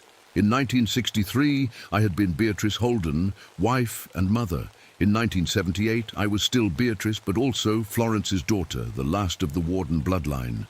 And in both times, I had the power to end this. "Lucas," I called out, seeing my son both as the terrified teenager in Black Veil and the desperate doctor in Glenwood. The knife, Florence's ritual knife. In Black Veil, Willow nodded toward a silver blade on a nearby table. In Glenwood, Lucas reached into his pocket and withdrew an identical knife, kept as evidence or talisman all these years. "What are you doing?" the shadow child demanded, its confidence faltering for the first time. "What a mother must," I answered. "I couldn't stop the gateway child from being born, but I could close the door it had opened. In both timelines, I took the knife. In both timelines, I spoke the words Florence had taught Willow, that Willow had taught me. Blood opened, blood closes. I am the warden. I am the door." The shadow child screamed, a sound like wind through a graveyard. "You cannot. We are already free." "No," I corrected. "You're still bound to me, to my blood, to my choice." With those words, I drove the knife into my own heart. Darkness, then light, I opened my eyes to find myself in a hospital room, not Glenwood Asylum, but a modern medical center. Lucas sat beside my bed, older now, grey streaking his hair. "Mom," he whispered, hope and fear warring in his voice. "Are you? You?" My chest hurt where the knife had entered, but the wound was bandaged, treated. I had survived. "It's me," I said weakly. "All of me. No more fractures." Tears filled his eyes. "You've been in a coma for 7 years. After that night at Glenwood, when you stabbed yourself, the doctor said you'd never wake up." I reached for his hand. "The shadows, the gateway, closed," he confirmed. "Whatever you did, it worked. The shadow manifestation stopped that night. Glenwood has been demolished. Blackvale Valley is now a protected wildlife preserve. No human habitation allowed." "And the others? Daniel? Your father?" Pain crossed his face. "Gone. Just empty clothes. And dust, like I told you before, but no more victims after that. You stopped it, Mom." I closed my eyes, letting the grief wash through me. Not just for my husband and son, but for Florence, who had given me away to protect me, only to have me return and fulfill the very destiny she'd tried to prevent. "There's something else you should know," Lucas said hesitantly. "Something I found. In Florence Tate's personal effects, she left a letter for you." He placed a worn envelope in my hands. Inside was a single page, covered in faded handwriting. "My dearest daughter, if you're reading this, then you've discovered the truth and somehow survived it. I am so sorry for the burden placed upon you. I thought by sending you away, I could spare you the warden's duty that has been my family's curse for generations. But the shadows remember blood, and they called you back. Perhaps it was always meant to be this way, that you would return to finish what Joseph Holden started. The shadow world and ours exist side by side, separated by the thinnest of veils. Sometimes that veil tears. When it does, there must be wardens to mend it. That is what our family has always done.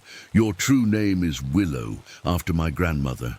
I named you for the tree that bends, but does not break in the strongest winds. Remember that strength is within you. With all my love, Florence." I folded the letter carefully.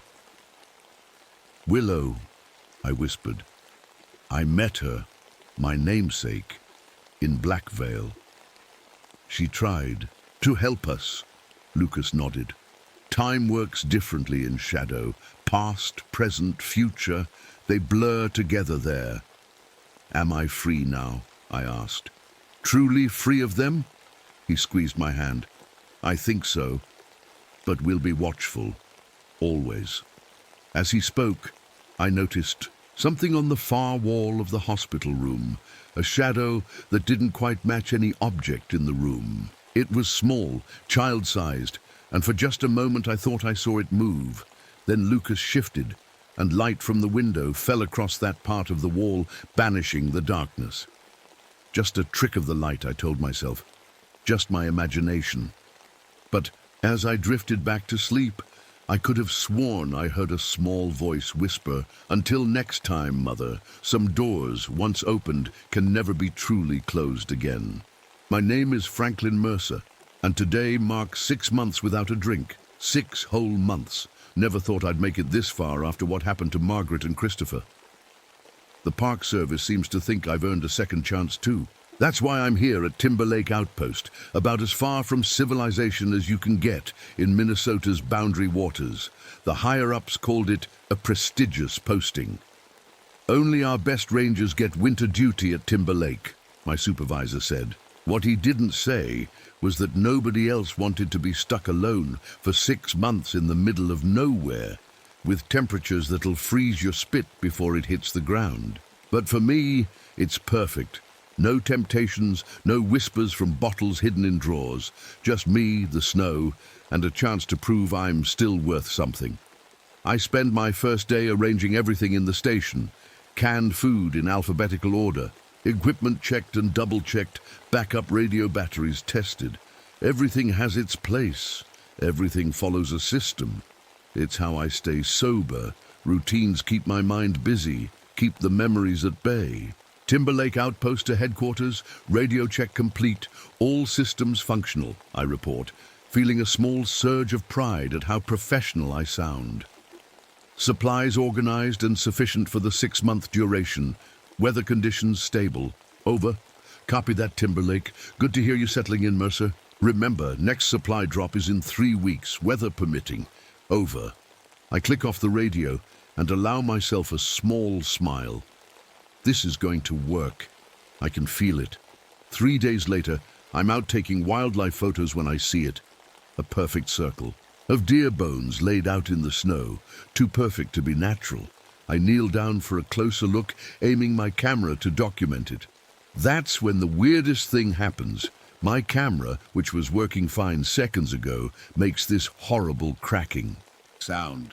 When I look at it, the lens and display are frozen solid, covered in ice crystals, but it's 36 degrees today, above freezing. I touch the camera and jerk my hand back. It's cold enough to burn. I drop it in the snow and step back, heart pounding. That's not normal. That's not possible. Walking back to the station, a memory hits me so suddenly I stumble in the snow. Margaret screaming, Christopher crying, flames everywhere. Me just watching, unable to move, the empty bottle rolling across the floor. Then it's gone, like someone switched off a TV. I shake my head, trying to clear it. Just PTSD playing tricks. The therapist warned me this might happen in stressful situations. I've gotten good at pushing these flashes away. Don't think about it. Don't remember. Keep moving. The blizzard comes out of nowhere a week later. 1 minute I'm checking trap cameras. The next I can barely see my hand in front of my face. I'm about to head back when I trip over something. No, someone. Half buried in the snow. It's a man, maybe 50, with a thick beard crusted with ice. A trapper, judging by his clothes. He's alive, but barely. Hey, can you hear me? I shake him gently. His eyes flutter open. They got Dale, he mumbles. Winter walkers took him. I hoist him up, supporting his weight. I'm a park ranger. I'll get you somewhere warm. What's your name? Harold. Harold Kowalski, he says, his words slurring. Then he looks at me with sudden clarity. Daddy, why is it so cold? I can't feel my toes anymore. A chill runs through me that has nothing to do with the storm. That's exactly how Christopher used to talk when he was cold. That same little rhythm. To his words, that same way of saying anymore, with the stress on the first syllable. But there's no way this stranger could know that. Back at the station, I get Harold out of his frozen clothes and wrap him in emergency blankets. That's when I see it. Strange patterns under his skin, like snowflakes or ice crystals, but they're moving, pulsing, like they're alive. What is this? I ask, touching one of the patterns on his arm. Harold looks at it dully. It's how they mark their food, he says. Then he grabs my wrist with surprising strength. You've seen them before, haven't you? In your dreams? I pull away. I don't know what you're talking about. Yes, you do, Franklin, he says, using my name, though I never told him what it was. You've been here before. Something strange happens that night. I swear I watch the sun rise and set 3 times, but my watch says only 4 hours have passed. When I radio headquarters to check, they tell me everything's normal. Am I losing my mind? When I check on Harold, he's burning up with fever despite his skin feeling ice cold to the touch. He keeps switching between his own gruff voice and these other voices, voices that sound exactly like Margaret and Christopher. You left the stove on, Frankie, he says in Margaret's voice, her exact voice, with that slight Texas drawl she never could shake. You promised you wouldn't drink on your day with Christopher. You promised. How are you doing this? I demand, backing away. Harold just smiles, his teeth looking somehow sharper than before. The real panic sets in when I check our food supplies. Every single package is torn open, the contents covered in strange frost patterns, even though the storage room temperature reads 42 degrees. According to my inventory log, I checked everything just yesterday. There's a neat little check mark in my handwriting, but I don't remember doing it. Desperate for answers, I dig through the station's archives and find two journals, one from 1944, another from 1911. Both describe the same things I'm experiencing: time distortions, strange ice patterns, voices of loved ones. The 1911 journal has a faded photograph tucked inside. It shows a ranger standing in front of this very station. He's wearing an old-fashioned uniform, but his face, it's my face, exactly my face. I drop the photo like it's burned me. This can't be happening. When I check on Harold again, his condition has worsened dramatically. His body temperature reads 75 degrees. He should be dead, but he's sitting up, in bed, watching me with eyes that now look slightly too large for his face. "Your son forgives you," he says in Christopher's 8-year-old voice. "But I don't. You watched us burn, Daddy. You just sat there with your bottle while the flames got bigger and bigger." I back away, shaking my head. "You can't know that. Nobody knows that." Harold, or whatever he's becoming, smiles, revealing teeth that definitely seem longer now. "I know because you know, Franklin. We all know. We're all connected in the cold." Outside, something howls, a sound like wind through ice caves, but with an intelligence behind it that makes my blood freeze. I look out the window and see 3 tall, impossibly thin figures standing at the edge of the clearing. They have antlers. They're watching me, and somewhere deep inside, I feel like I've seen them 1,000 times before. The storm outside gets worse. Those tall figures, I don't have a name for them yet, they keep circling the station. I grab the flare gun from the emergency kit and wait by the window. My hands shake, but not from cold. One of them gets too close. I shoot without thinking. The flare hits it right in the chest, and the thing screams, a sound like ice breaking on a lake. It burns bright for a few seconds, its body lit up from the inside, before it runs back into the darkness. "They don't like fire," I whisper to myself. I gather all the torches I can find and set them up around the station, creating a circle of light. For the first time in days, I feel a bit safer. Harold laughs from his bed. "Smart, Ranger," he says, but his voice doesn't sound human anymore. "Fire keeps them away, but for how long? What happens when you sleep, Franklin?" I ignore him and check. Our supplies again. With the torn food packages, we might have enough for 2 weeks if we're careful. "It won't matter," Harold says, reading my thoughts. "Time doesn't work right here anyway." I turn to face him. "What are those things out there?" "Wendigo," he says simply. "Winter walkers, hunger made flesh." The word rings a bell from Old Forest. Legends, but I never believed they were real. "Why are they here?" I ask. Harold's face twists into a smile that's too wide. "They've always been here, so have you." That night, Harold's fever gets worse. He thrashes in his bed, switching between voices so fast I can barely keep up. Then he stops suddenly and looks at me with clear eyes. "Want to know why you drink, Franklin?" he asks in his normal voice.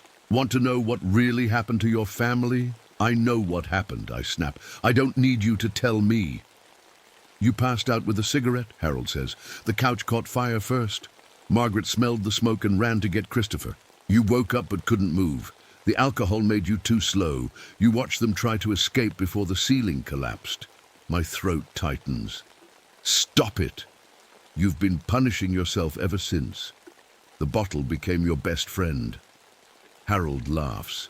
"But the funny thing is you're not sober now. You just think you are." As if on cue, my hands start shaking. Sweat breaks out on my forehead. My mouth feels dry. These are withdrawal symptoms, but that's impossible. I've been sober for 6 months. "Have you?" Harold asks. I wake up outside. I'm standing in the snow wearing just my pajamas, but I don't feel cold. The temperature gauge on my watch reads 40 degrees, but my skin isn't even goosebumped. In my hand is my old flask, the one I threw away before coming here. It's empty. And that's when the memory hits me full force. Not just a flash this time, but the entire night of the fire. Me, promising Margaret I wouldn't drink while watching Christopher. The first beer, then another, then switching to whiskey.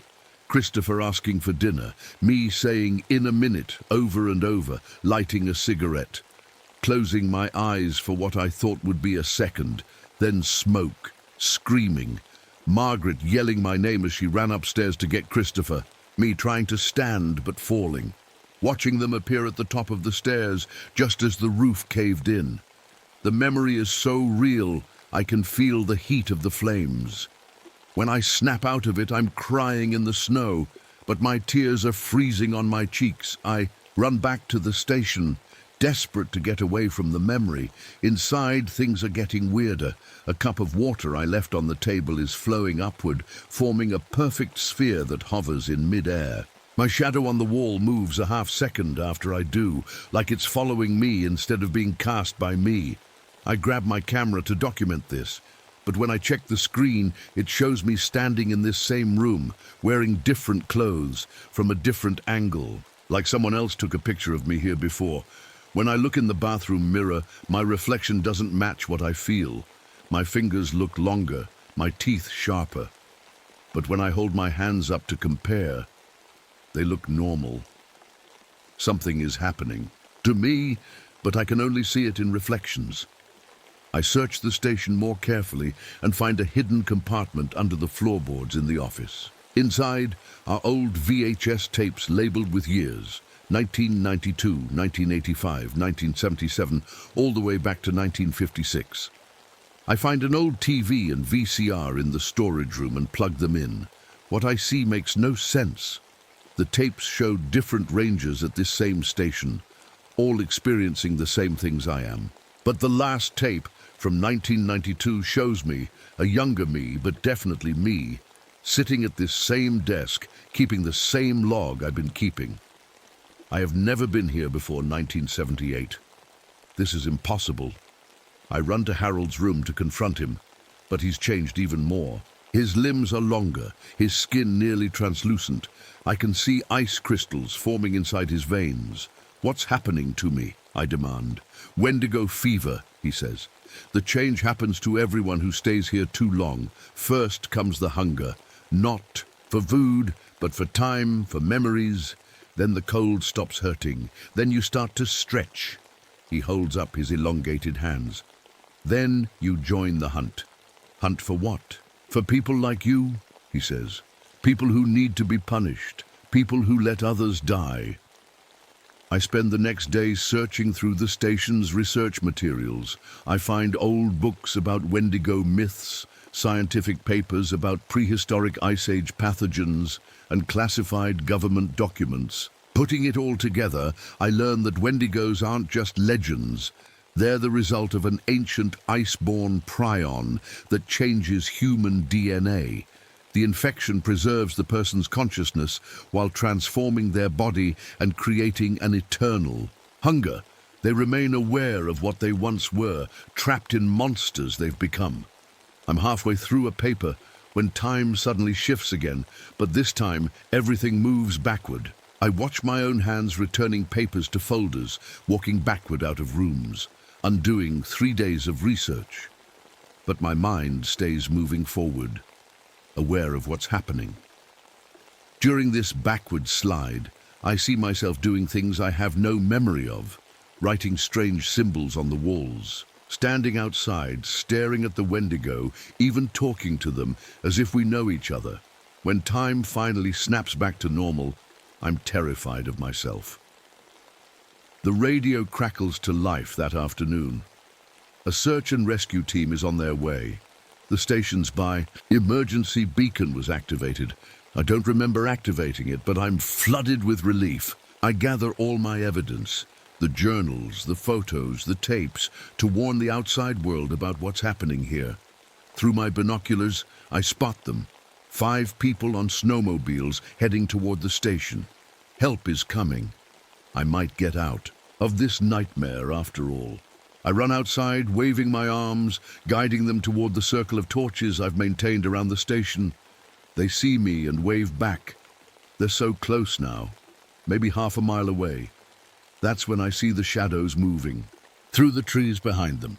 Tall, thin shadows with antlers. The Wendigo are hunting them, I fire my flare gun as a warning, but it's too late. The Wendigo move so fast, like they're not bound by normal physics. 1 minute the rescue team is approaching, the next they're surrounded. I run toward them, screaming warnings, but then something strange happens. My vision blurs. There's a gap in my awareness, like a skipped record. When everything clears, I'm kneeling in the snow.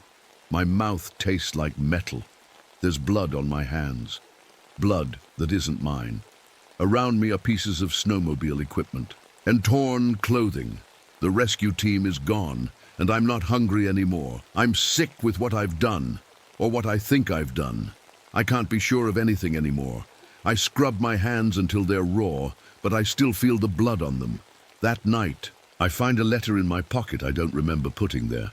The envelope has my name on it, but when I open it, the world stops. It's from Margaret, dated 3 weeks ago. Dear Franklin, it reads, Christopher asked about you again today. It's hard to explain to a 13-year-old why his father hasn't contacted us in 5 years. The doctors say the fire damaged your brain, caused you to wander off. But I know the truth. You couldn't face what happened, what you almost caused. We survived, Franklin. We're alive. Why won't you come home? I read it 10 times, my hands shaking. This can't be real. I saw them die. I watched the roof collapse. On them, didn't I? I tear through the station looking for more evidence and find a stack of letters hidden in the ventilation duct. All from Margaret. All talking about their life after the fire. About Christopher growing up. About how they thought I died until someone spotted me working as a ranger in Minnesota. They're alive. They've been alive this whole time. But if that's true, what else have I been wrong about? I wake up screaming. But it's not just my scream. There are other voices screaming with me inside my head. I hear Harold's voice, the voices of the rescue team, and others I don't recognize. Dozens of them, maybe hundreds, all screaming in my mind. When I look in the mirror, my face keeps shifting. Sometimes it's me, sometimes it's Harold, sometimes it's faces I've never seen before. It's like I'm carrying all these people inside me now. I sit at the desk and try to make sense of it all. That's when I notice the calendar on the wall. It says 1978, but when I look closer at the station logs, I find entries in my handwriting going back to 1950. Entries I don't remember writing. In the supply closet, I find old ranger uniforms with my name tag. One from 1969, one from 1963, one from 1956. I've been here before, many times before. I find a hidden compartment behind the bookshelf with a film projector and several reels. When I play them, they show me arriving at this station over and over throughout the decades. Each time I go through the same experiences, finding strange things in the woods, rescuing someone like Harold, discovering the Wendigo, slowly changing, and then nothing. The film's always cut off before spring. What happens each spring? That night, my dreams take me deep into the Wendigo's memories. I see indigenous people from centuries ago building stone structures to contain the Wendigo in this region. I see my grandfather among them, a white man who married into their tribe and learned their ways. I see how my family was chosen as guardians of this place, our bloodline meant to be both bait and wardens. The alcoholism that plagued my father and his father before him wasn't addiction at all. It was early-stage Wendigo influence, the cold calling to us. When I wake, I understand more. The ranger station isn't just a building, it's built on an ancient containment site. Its exact dimensions and location form a kind of supernatural trap, not to keep Wendigo out, but to keep them contained in this region. And my family has always been the bait to draw them in. As days pass, I feel myself changing more. The hunger grows, but it's not like normal hunger. I don't want food. I want memories, experiences, time itself. When I look at the world now, I see people's pasts and futures like glowing trails around them. The Wendigo don't just eat flesh, they devour existence. The radio crackles again. Another rescue team is coming. Apparently the first one never reported back. This time, I'm ready. When they arrive, I warn them to stay back. One guy breaks his leg trying to flee, and the others leave him behind in their panic. I tell myself I'm doing the right thing when I drag him inside. I tell myself I'm protecting him, but deep down, I know what I'm really doing. You need to eat, I explain, as I cut a small piece of flesh from his arm. But not just any food. This is the only way to survive here. I force him to eat his own flesh, starting the transformation that will make him like me, like us. Maybe together we can find a way out, but he dies before the change takes hold. I'm still alone. The next day, the final piece of the puzzle falls into place. In a hidden safe under the station, I find a top-secret government file explaining the true purpose of the Wendigo. They're not just monsters. They're nature's defense mechanism. Cosmic antibodies responding to human destruction of the environment. They preserve human consciousness before global catastrophe, storing our memories, our experiences, our existence in a form that can survive what's coming. They're not the disease. They're the cure. And I've been chosen to join them. As my transformation nears completion, I begin to see time differently, not as a straight line, but as a spiral that keeps bringing me back to this place. I can see all my previous cycles at once, over 70 years of me coming to this station, changing, and then being reset each spring. I see myself now writing this journal. I see myself next week making one last desperate attempt to end this cycle. I see myself next month, fully transformed but still trapped in this loop. I've done this so many times before. I've tried everything to escape, burning the station, drowning myself in the lake, hiking out in a blizzard. Nothing works. The Wendigo always bring me back. Time always resets, but this time will be different. This time I have a plan. I lure the Wendigo onto the frozen lake by setting fire to the station. They follow me, drawn by the flames and my own transformation. When we're all gathered on the ice, I detonate the station's fuel supplies that I've dragged out here. The explosion is massive. The ice should break. We should all sink into the freezing water and stay there forever, breaking the cycle. But the ice doesn't break. The lake isn't water at all. It's a frozen temporal anomaly, a place where time itself has solidified. My attempt to end the cycle has actually completed a necessary part of it. As the flames die down, I feel the final changes take hold. My limbs stretch. My skin grows pale and cold. Antlers push through my skull. But unlike Harold, unlike the others I've seen transform, I remain fully aware. I keep my human consciousness intact. That's when I understand. This heightened awareness is exactly what the Wendigo have been working toward. Through decades of cycles, they've been carefully cultivating my mind, preparing me for something. In my new form, I can finally communicate with the other Wendigo. They show me the truth. They aren't creating more of themselves randomly. They're systematically building a specific collective consciousness with humans chosen for their psychological profiles and genetic markers. Humans like me. The Ranger program in this region isn't what I thought it was. The government knows about the Wendigo. They've known for decades. The Rangers aren't sent here to protect the wilderness. They're sent as food sources, as potential recruits for the Wendigo collective. The rescue teams were never meant to save me. They were sent as sacrifices to sustain us through the transformation and process. It's all part of a deal made long ago between certain government officials and the ancient forces that created the Wendigo. An exchange of sacrifices for protection. Spring arrives. The snow begins to melt. I wait in the trees near the burned-out remains of the station as a new ranger arrives to assess the damage and set up a temporary outpost. When he steps out of the truck, I nearly cry out. Even from this distance, even with my changed eyes, I recognize him instantly. Christopher, my son. now a grown man, wearing a ranger's uniform. I watch as he surveys the site, taking notes on a clipboard.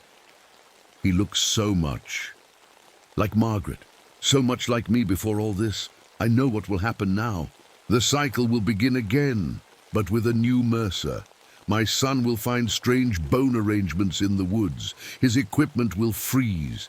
He'll rescue someone during a storm, and slowly he'll change. Just like I did. Just like I have, over and over. I want to run to him, to warn him, to tell him to leave this place and never return. But I can't. The Wendigo Collective won't let me. We need him. We've been waiting for him. For generations, we've been building toward this moment. Father and son, the perfect genetic match, the final pieces needed to complete the Wendigo's true purpose. That night, an unusual cold front begins to spread south from northern Minnesota. Weather stations across the country report record low temperatures for May. People in cities, hundreds of miles away, wake up to frost on their windows in spring. And with the cold comes a sound, a haunting howl that seems to come from everywhere and nowhere at once. In Chicago, a woman looks in her bathroom mirror and sees, just for a second, an elongated face with antlers looking back at her. In Denver, a man feels ice forming under his skin in the shape of perfect crystalline patterns. In Atlanta, a child hears his dead grandfather's voice calling from the freezer. The hunger is spreading. The preservation has begun. And somewhere, in the boundary waters of Minnesota, a father watches his son from the trees. Both of them caught in a cycle of cold that began centuries ago and will continue until the last human memory is preserved in ice, until we're all part of the frozen echo. My name is William Thorne, and I guess you could call me a man running from his past. After 2 tours in Vietnam that left me with more scars inside than out, I couldn't stand being around people anymore. Every car backfiring sent me diving in cover.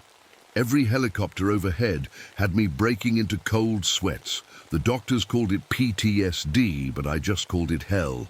That's why, in the summer of 1967, I took all my military savings and bought myself a piece of nowhere, a 40-acre homestead, deep in the Blue Ridge Mountains of North Carolina. The real estate agent kept dropping the price, eager to get rid of it. Should have been my first clue. Something wasn't right. The place was perfect for a man who wanted to disappear. An old farmhouse that needed work, sure, but it had good bones. There was a natural spring with the cleanest water I'd ever tasted, an apple orchard gone wild, but still producing fruit, and thick woods stretching as far as I could see. Best of all, no neighbors for 7 miles in any direction. Just me and the mountains and the silence I desperately needed. My first trip into town for supplies, I met Elijah Fletcher, who ran the general store. Gray-bearded old-timer with eyes that had seen plenty. "Thorne property, huh?" he said, ringing up my purchases. "Mighty brave of you." "Nothing brave about wanting some peace and quiet," I told him. He leaned across the counter. 3 families owned that place before you. Not a single one lasted more than 2 years. Last folks, the Hendersons, just up and left everything behind. Their truck's still in the barn, I heard. I just nodded, used to locals trying to spook the new guy. Good thing I got the place cheap then. "Ain't about money," Elijah said, his voice dropping. "It's about what lives in them woods. People go missing out there. They walk into the forest and something else comes out wearing their faces." I laughed it off. After the Mekong Delta and what I'd seen there, some backwoods superstition wasn't going to scare me. I'd faced real monsters, men who'd lost their humanity in the jungle heat. Whatever ghost stories these mountains held couldn't compare. "I appreciate the concern," I said, gathering my supplies, "but I know how to take care of myself." Elijah just shook his head. "Combat training won't help you none against what's out there. Some things don't die when you shoot them." I drove back to my new home thinking about his warnings, but they melted away when I crested the hill and saw my farmhouse waiting for me. It was mine, my own piece of the world where the war couldn't follow. That first month, I threw myself into fixing up the place. New roof shingles, patched walls, fresh paint. Working with my hands kept the memories at bay. No time for nightmares when you're exhausted from honest labor. It was while tearing up the rotted kitchen floorboards that I found it. A trap door hidden under an old rug, leading down to a root cellar I hadn't known existed. Curious, I grabbed my flashlight and climbed down the narrow ladder. The air below was cold and damp, smelling of earth and something else I couldn't place. My flashlight beam caught shelves lined with dusty mason jars, their contents too murky to identify. But it was what hung from the ceiling beams that made my skin crawl. Animal pelts, dozens of them, arranged in a pattern that wasn't random. Coyote, deer, rabbit, fox, all preserved with unusual skill, their empty eye holes seeming to follow me. In the corner sat an old wooden chest. Inside, I found leather-bound journals dated 1887, the handwriting tight and precise. I flipped through the pages, stopping when certain phrases jumped out. They watch from the tree line, wearing borrowed skin. The hollow ones grow stronger. They learn our ways too quickly. God help us. They've taken Thomas. Something returned wearing his face. But it is not my son. Those who wear the flesh of others cannot be killed by ordinary means. I closed the journal, a chill running through me despite the summer heat. Combat instincts I thought I'd left behind stirred to life. That familiar prickle at the back of my neck that warned of unseen eyes watching. Upstairs, I poured myself 3 fingers of whiskey and tried to laugh it off. Just the ramblings of some old settler driven mad by isolation, the same isolation I was now seeking. I told myself I'd throw the journals away tomorrow, along with those creepy animal pelts. But that night, as the wind whispered through the pines and something moved in the darkness beyond my windows, I found myself reading more of the old entries by lamplight, a loaded shotgun across my lap. I told myself it was just the wind, just the normal sounds of the forest at night. But deep down, in the part of me that had kept me alive in the jungle, I knew I wasn't alone on this mountain. It started with the sounds. 3 weeks after finding those journals, I woke up in the middle of the night to the unmistakable chop of helicopter blades. The sound took me right back to Vietnam, the Hueys coming in hot, gunfire crackling, men shouting. I bolted upright, drenched in sweat. Sure, I was about to be dropped into a hot zone, but I was in my bedroom in North Carolina. The digital clock on my nightstand read 3:17 a.m., and the sounds were wrong. In my 2 tours, I never experienced a napalm strike from the ground, never saw a helicopter crash. But those sounds were clear as day. The whoosh of fire blossoming, the scream of twisting metal, sounds I knew from movies but never heard firsthand. Just a nightmare, I told myself, splashing cold water on my face. Just the PTSD playing tricks. But if it was PTSD, it was getting worse, not better. Out here in the peace and quiet, it should have been easing up.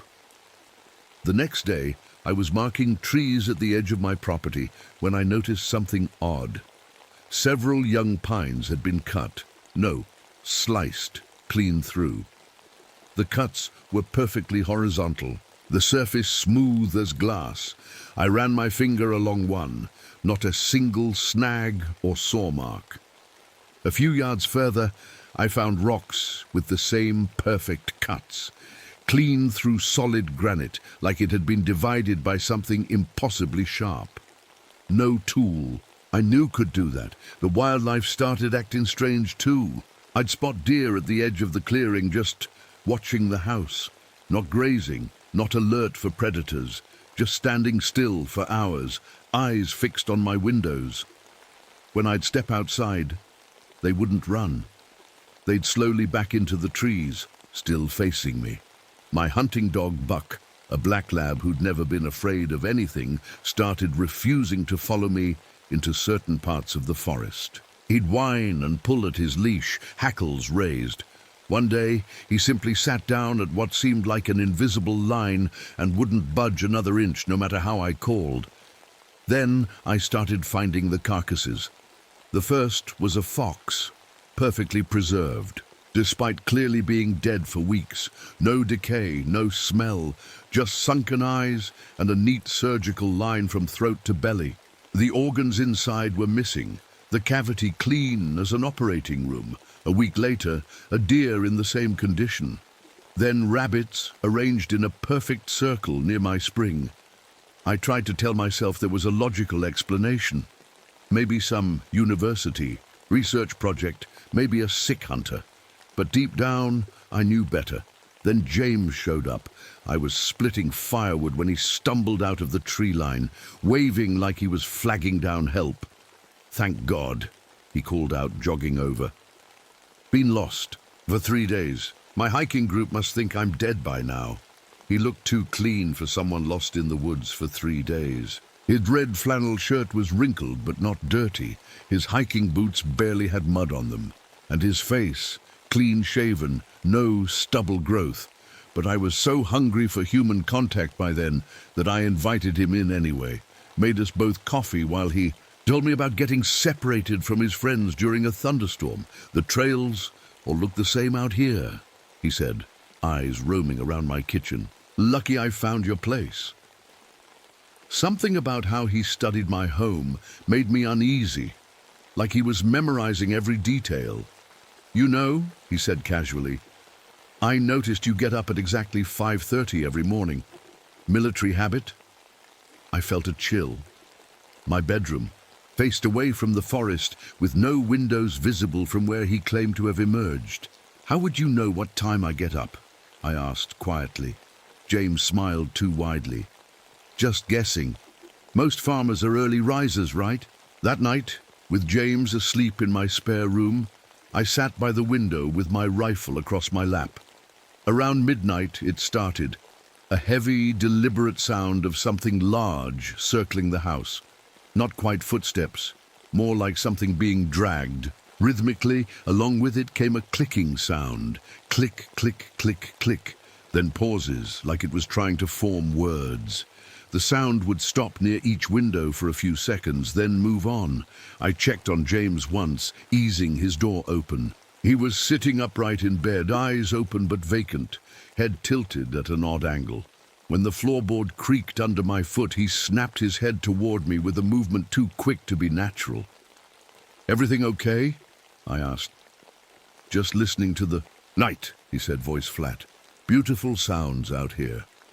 The next day I made an excuse about checking my hunting traps and headed deep into the woods. I needed to clear my head, get away from James and his odd behavior. That's when I saw it. A large buck standing in a clearing.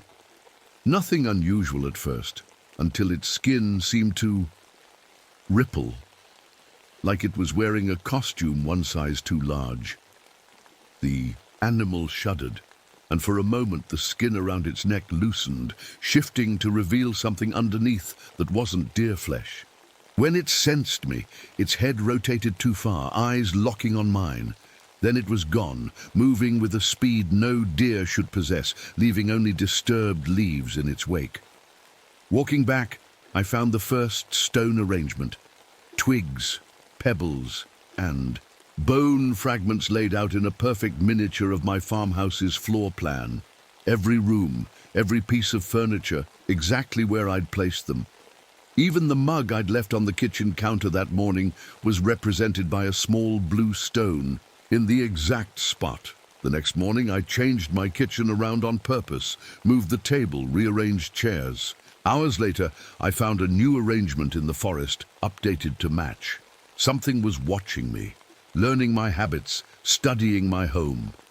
When I developed the photos I'd been taking of the property for insurance purposes, I noticed shapes at the edge of the forest, human-like figures, blurred but recognizable, figures I hadn't seen when taking the pictures.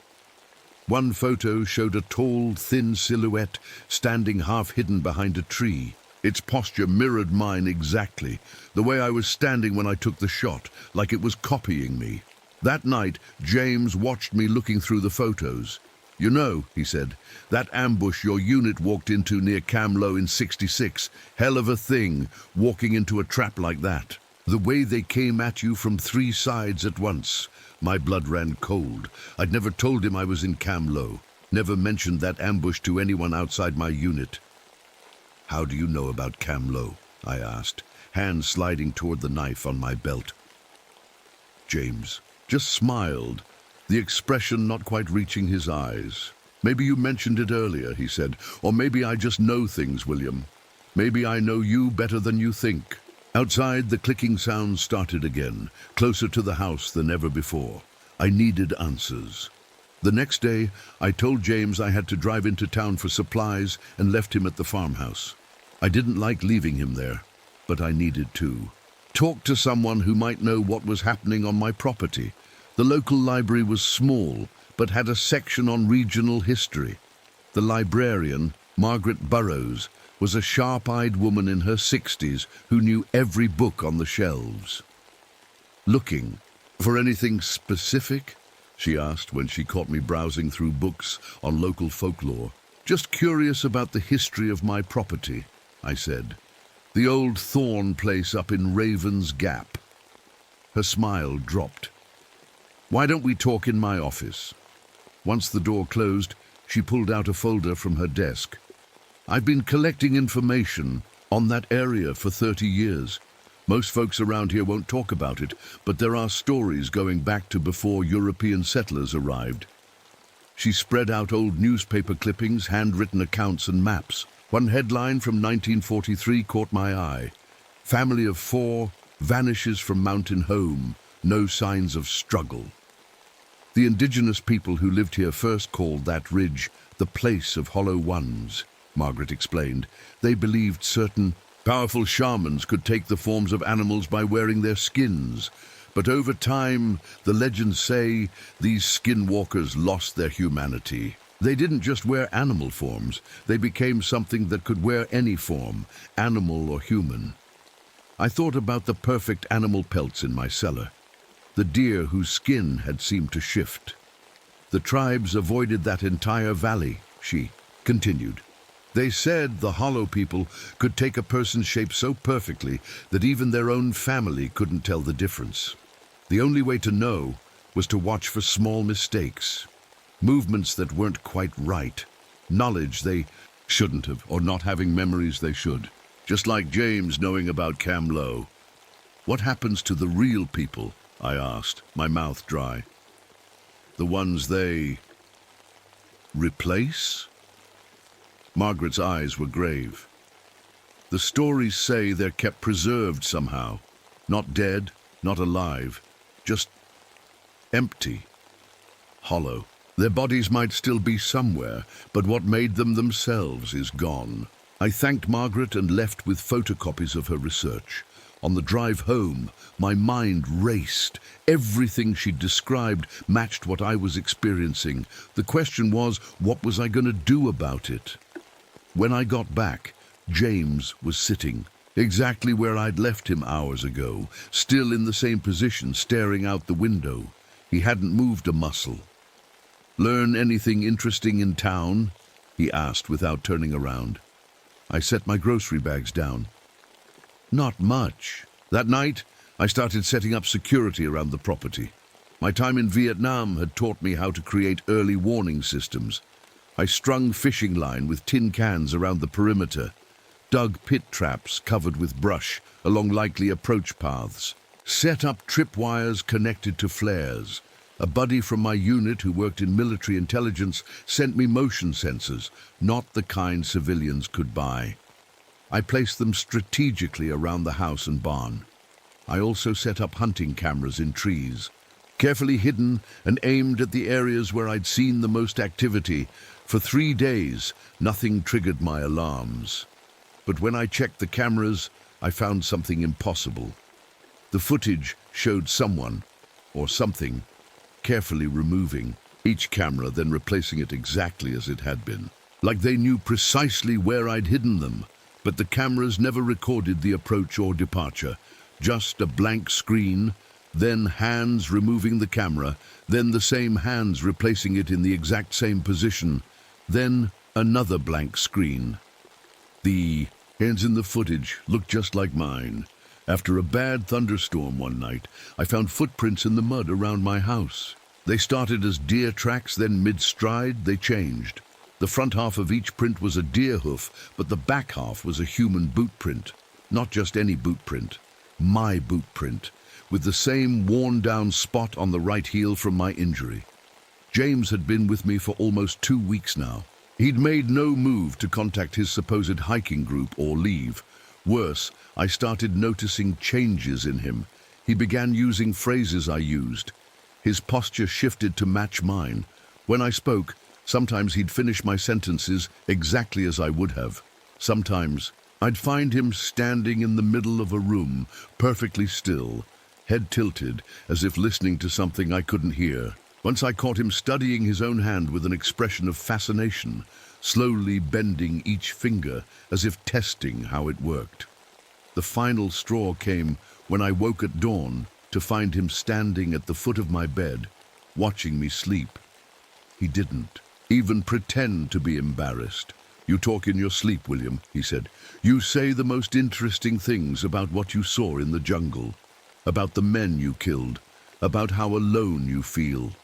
That afternoon, I spotted a coyote at the edge of my property. It moved oddly, almost like a puppet, its joints bent in ways they shouldn't. When it saw me watching, it froze. Then its face seemed to shift into something that looked almost like recognition. It fled when I stepped toward it, but left behind something that turned my blood to ice. A complete coyote skin, shed like a snake's, but impossibly intact. Inside out, like something had just stepped out of it. I drove back to town the next day, finding Margaret at the library again. This time she was ready for me. "I knew you'd be back," she said, locking the door to her office. "I found something. It's about your property." She pulled out a folder marked classified with military stamps across it. "This was declassified just last year," she explained. "In the 1940s, there was a secret government project called Project Skinbound. They were investigating the Skinwalker legends, but not to disprove them, to understand how they worked. Your property was one of their research sites." The folder contained reports of military scientists studying biological anomalies in the region. Witnesses described seeing people or animals that moved wrong, spoke wrong, creatures that could change their shape. "How did you get these?" I asked. "My late husband worked on the project," she said quietly. "He never spoke about it while alive, but left these papers for me to find after he passed. He wanted someone to know the truth." Armed with this new knowledge, I returned home with a growing sense of dread. I was dealing with something the government had studied but couldn't explain, something ancient that had been here long before me, and whatever it was wearing human faces, maybe even my face. That night, I decided to follow James when he thought I was asleep. Around midnight, he silently left the house. I gave him a 5-minute head start, then followed with my rifle and night vision gear from the war. He moved through the forest like he could see in the dark, never stumbling or hesitating. After a mile, he stopped in a clearing where moonlight broke through the trees, and he wasn't alone. There were shapes moving around him, not quite animal, not quite human. Forms that seemed to shift and change in the shadows. Their movements were fluid but wrong, like watching dancers underwater. James stood in the center, and to my horror, began to change. His skin loosened around his neck and face, stretching and shifting like it was being rearranged from underneath. I backed away slowly, careful not to make a sound. But my boot snapped a twig, and every shape in the clearing froze at once. Then, as one, they all turned toward my hiding spot. I ran. Behind me, something gave chase. Something fast that moved on all fours one moment and upright the next. I made it back to the house, slamming and locking the door behind me. Through the window, I saw shapes gathering at the edge of the forest, watching, waiting. James didn't return that night. When he showed up 3 days later, he looked different, subtle changes. his nose slightly wider, a scar on his hand that hadn't been there before, his eyes a slightly different shade. "Been looking all over for you, William," he said with a smile that didn't reach his eyes. "We have so much to catch up on." But when I mentioned our conversation from the day before he disappeared, he looked confused for just a moment before smoothly changing the subject. This wasn't James anymore. I wasn't sure it had ever been James, and I was running out of time to figure out what to do about it. I knew I needed help. That night, I locked myself in the bathroom with a notepad and pen. If these things could somehow read my thoughts or watch my movements, I had to be careful. I wrote a coded message to my old commanding officer, Lieutenant Colonel Harrison Bishop. We'd developed a private cipher during the war for sensitive communications. I described everything that had happened, everything I'd seen. It sounded crazy, but Bishop had seen enough strange things in Vietnam to at least hear me out. I drove 30 miles to mail the letter from a different town, not trusting the local post office. 3 days later, I was chopping wood in the yard when a black government sedan pulled up my driveway. Bishop stepped out, still ramrod straight despite being in his 50s. He wore civilian clothes but carried himself like the soldier he'd always been. "Thorne," he nodded. "Place looks good." James was sitting on the porch, watching us with those two attentive eyes. I made introductions, keeping it casual, but Bishop's gaze lingered on James a beat too long. "Mind if I borrow William for a bit?" Bishop asked him. "Army business, boring paperwork stuff." James smiled that wrong smile. "Of course, take your own time." Bishop and I walked deep into the woods, far from the house. When we were well out of earshot, he stopped. "Your letter concerned me," he said quietly, "but not for the reasons you might think. What you're describing matches reports I've seen before, reports that got buried." He pulled out a flask, took a swig and passed it to me. The whiskey burned going down. "The government has known about these anomalies since at least the 40s, Bishop continued. "Not just here, hotspots all over. Skinwalker Ranch in Utah, parts of the Pine Barrens, certain valleys in Alaska, places where the boundary between what's real and what shouldn't be gets thin." "So you believe me?" I asked, relief washing over me. Bishop's face was grim. "The real question is why you're seeing them at all. Most people don't. Their eyes just slide past the wrongness. Their brains fill in the gaps with something that makes sense." He studied my face. "Unless their minds have already been opened to the impossible. Unless they've been prepared." A chill ran through me. "Prepared how?" "Your PTSD treatment after you came home," Bishop said. "Those experimental drugs they gave you at the VA hospital. They weren't just for your nightmares, William. They were designed to make certain people receptive, to help identify these entities." My hands started shaking. "You're saying I was drugged? To what? Make me some kind of detector?" "More like a canary in a coal mine," Bishop said. "We needed people in certain areas who could spot them. Vietnam vets were perfect, already traumatized, used to seeing things others couldn't understand, often seeking isolation.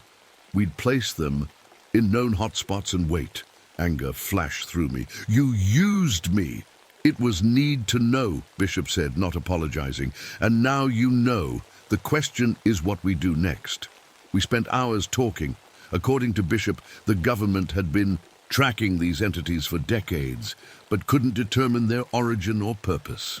They seemed territorial rather than openly hostile, but fiercely protected their hunting grounds. Back at the house, I watched James through new eyes. If Bishop was right, James was one of them, a skinwalker wearing human form. That night, Bishop and I sat at my kitchen table going over my notes and observations. I noticed Bishop didn't eat the food I offered. He just pushed it around his plate. "I've been watching them," I told him. "They have patterns. Every 7th day, they disappear for about half an hour. Always one at a time, never all at once. I think they need to reset somehow, like they can only hold a form for so long." Bishop nodded slowly. Good observation. That matches our intel. They need complete isolation during that vulnerable period. It's why they prefer remote areas like this. Something about the way he said it bothered me. Our intel, present tense, as if he was still actively involved. I excused myself to get coffee, and that's when I noticed it. In my cupboard was a bottle of my medication from the VA hospital.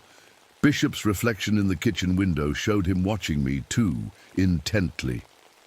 When I returned to the table, I accidentally spilled coffee near him. He jerked back to avoid the hot liquid, his reflexes too fast, the movement too fluid. That night I made a decision. I prepared a special meal, lacing it with a compound I'd been given in Vietnam. It was used to mark our own troops in case of friendly fire incidents, harmless, but caused a mild allergic reaction that showed up as a red rash within minutes. Only in humans, though. Lab animals never reacted to it. I served dinner to both James and Bishop, making a show of eating heartily, from the same dishes myself. Then I waited. Within 15 minutes, red blotches appeared on my arms and neck. James and Bishop showed nothing, not a single mark. Something wrong with the food? Bishop asked, watching me scratch my arms. Must be, I said casually. Allergic. Reaction. Happens sometimes. Later that night I heard them talking outside my window, voices low. I crept closer to listen. He knows, James was saying. He's not like the others. It doesn't matter, Bishop replied. The ritual requires his cooperation. We need him willing. And if he's not, a pause, then we take what we need anyway. The next morning I confronted them both in the kitchen. No more games, no more pretending. I know what you are, I said, my shotgun resting across my lap under the table. Both of you. They exchanged glances, and then something happened that still haunts my dreams. Their faces changed. Not completely, but enough. Their skin loosened in places, stretched in others. Bishop's eyes shifted position slightly, moving farther apart. James's jaw extended, his teeth suddenly too numerous. Very observant, William, Bishop said, his voice now carrying an odd clicking undertone. Most humans take much longer to notice. What do you want from me? I demanded, finger on the trigger beneath the table. We've wanted the same thing for centuries, James said, his neck elongating slightly as he spoke. Territory, security, a place to exist without interference. Bishop leaned forward, his shoulders moving in ways human shoulders can't. We're not so different from you, William. We're survivors. We adapt. We take the form of whatever allows us to persist. By stealing people's bodies, I said, feeling sick. Not stealing, Bishop corrected. Borrowing patterns. We were human once, thousands of years ago. Shamans who found ways to shift forms through sacred plants and rituals. But the transformations became permanent. Our original bodies degraded. Now we need new patterns to follow, new forms to wear. James stood, moving to the window with an unsettling grace. We don't kill when we don't have to. The real James Reynolds is still alive, preserved. We only borrow what he knows, how he moves, his memories. My mind raced to the journal entries I'd found, those who wear the flesh of others. Why me? I finally asked. Why my property? This land sits on a convergence point, Bishop explained. The minerals in the soil, the electromagnetic properties, they facilitate our transformations. We've used this valley as a sanctuary for centuries. As for why you, James added, trauma survivors like yourself are ideal. Your sense of self is already fragmented from your war experiences. It makes the borrowing easier, more complete. I tightened my grip on the shotgun. And now? Bishop smiled, his teeth too flat, too uniform. We have an offer for you, William Thorne, one that could end your nightmares forever. An offer, I repeated, keeping my voice steady, despite the cold fear crawling up my spine. Bishop nodded. You could join us, William, not as prey, but as an equal. We can teach you to see both worlds at once, to be our bridge to humanity." I laughed, a harsh sound even to my own ears. "And why would I want that?" "Because you're already halfway there," James said. "Those nightmares, those sounds you hear from Vietnam, they're not just PTSD, they're memories bleeding through, fragments of consciousness from others we've borrowed from. Your mind is already open to things most humans block out." I thought about it, pretended to consider their offer while my mind raced through options. I needed time, needed a plan.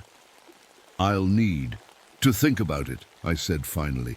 "Of course," Bishop replied, his face settling back into human features. "Take your time. We've waited centuries. A few more days won't matter." That night, I locked myself in my bedroom and sorted through what I knew. The skinwalkers had weaknesses. They needed to shed their forms every 7 days. They avoided certain areas of the forest where buck refused to go. And according to the old journals, there were ways to trap them, even kill them. But first, I needed evidence, something to prove I wasn't crazy if I ever made it out of here. The next day, I acted normal. Talked with Bishop about old times in Vietnam, helped James fix a broken step on the porch, all while setting my trap. In the bunker Margaret had told me about, I found old audio equipment from the government research. I discovered something by accident when playing back one of my Vietnam recordings. When the tape ran backward through the modified equipment, it produced a sound that made my teeth hurt, a frequency that felt wrong somehow. That night, I wired speakers around my property, connected to the modified equipment. I timed it perfectly. James was due for his shedding based on my observations. At dusk, James headed into the woods alone. I followed at a distance, my pack heavy with gear. When he reached a small clearing, he began to change. His skin loosened, sliding off like a wetsuit being peeled away. Underneath was something else, not quite human, not quite animal. A form that seemed to shift and flow, never settling. I hit the switch. The sound that blasted from my hidden speakers was like nothing I'd ever heard. A screeching, pulsing wave that made my head spin, even though I wore protective earplugs. James, or whatever he really was, froze mid-transformation, caught between forms. Part of his human face remained, contorted in pain, while the rest was something I can't properly describe. Raw, shifting flesh with too many eyes opening and glowing across its surface. "What have you done?" it screamed, the voice no longer human. I stepped into the clearing, camera recording everything. Just evening the odds. More shapes burst from the trees, skinwalkers in various forms, some animal, some human, some terrible mixtures of both. Bishop among them, his face half melted to reveal something insectile beneath. But my sound barrier held them back, trapping them in painful partial transformations. "This frequency, it locks you between forms, doesn't it?" I called out. "Traps! You in the vulnerable state you try so hard to hide." Bishop's partly human mouth twisted in rage. "You have no idea what you're interfering with, William. We are ancient. We were here before your kind built cities. We will be here long after." "Maybe," I said, "but not on my property." That's when they changed tactics. The forest around me came alive, birds, deer, even insects moving with unnatural coordination, attacking my speakers. They'd been controlling the wildlife all along, using animals that had consumed material shed during their transformations. As my speaker system failed, the skinwalkers regained control of their forms. They circled me, not attacking yet, but cutting off escape. Then they hit me with their most devastating weapon, my own memories, but twisted, amplified. The sounds of Vietnam exploded around me, so real I could smell the jungle, feel the mud. My dead comrades appeared between the trees, calling my name, their bodies torn and broken the way I remembered them. I fell to my knees, my mind fracturing under the assault. The line between reality and nightmare blurred completely. In that moment of weakness, I felt it. my skin suddenly loose on my frame, like a shirt one size too big. Looking down at my hands, I could almost see something moving beneath the surface, something that wasn't me. Had they already started changing me? Was I already becoming one of them? In desperation, I pulled out my combat knife and sliced across my forearm. The blood was red, human, but the tissue beneath looked strange, layered wrong, with fibers that shouldn't be there. It's already begun, Bishop said, his voice almost gentle now. You've been exposed to us too long. The transformation is inevitable. As my mind reeled with this horror, Margaret's truck came bouncing up the dirt road, headlights cutting through the gathering darkness. The skinwalkers melted back into the trees at this unexpected arrival. Margaret hurried to my side, her face grim. I found more records, she said without preamble. This property sits on a geological anomaly, rare minerals, unusual electromagnetic properties. It's why they're so attached to this place, why they keep coming back. She helped me to my feet. And I found your military records, William.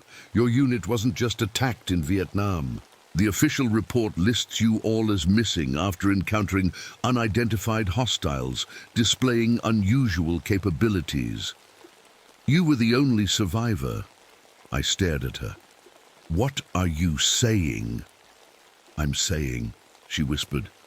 There's a reason you see them so clearly. A reason they want you specifically. You've encountered their kind before. That night, as Margaret drove back to town to gather more research, I began mapping the skinwalkers' activities. Through careful observation and the notes in the old journals, I identified 12 distinct entities operating in the area, all following a dominant skinwalker, the one that always took the form of the property owner. It finally made sense. The missing previous owners, the abandoned possessions. Each time, the alpha skinwalker had taken the owner's form, becoming the new owner until another human could be lured in to provide a fresh identity. As dawn broke, I made a terrifying realization. My PTSD episodes weren't just memories of Vietnam. They were consciousness fragments from previous victims temporarily surfacing in my mind. The helicopter crashes I'd never experienced, the napalm strikes I'd never seen, they were memories from others the skinwalkers had taken. I was hearing the echoes of trapped souls. That afternoon, Bishop approached me alone as I split wood in the yard. It's time for truth, William, he said. His form was perfect now, completely human again. I am what you might call the original. The first to change, the first to learn how to maintain form. The original what, I asked, grip tightening on the axe. The original owner of this land, he replied. My name was Matthew Bishop. I purchased this property in 1887. I've worn many faces since then, but I always return to a version of my original self eventually. The journals in the cellar, the 1880s, it all connected. For almost a century, I've guided my progeny, he continued, taught them how to survive, how to blend in. And now, William, I need your help to secure our future. Margaret returned that evening with more information about the skinwalkers' vulnerabilities. According to her research, there was an old ritual that could bind the skinwalkers, preventing them from changing forms. It requires blood sacrifice at 7 specific points on the property, she explained, spreading out a map. And it must be done during the autumn equinox, when their connection to their current forms is weakest. The equinox was just 3 days away. I prepared carefully, marking the 7 points Margaret had identified. Each represented a spot where the geological anomalies were strongest, places where the skinwalkers would be most vulnerable. As the equinox approached, the skinwalkers grew more desperate. They launched a psychological warfare campaign unlike anything I'd experienced. They appeared as my dead comrades from Vietnam, as my parents, as old lovers, testing my ability to tell reality from illusion. You can't trust your own eyes anymore. William, James whispered from the darkness one night. How do you know Margaret is real? How do you know you're still human? It was a question that haunted me as I began the ritual on the equinox evening. At each marked spot, I cut my palm, letting blood drip onto the ground while reciting the words Margaret had found in an old Cherokee text. The forest grew unnaturally quiet.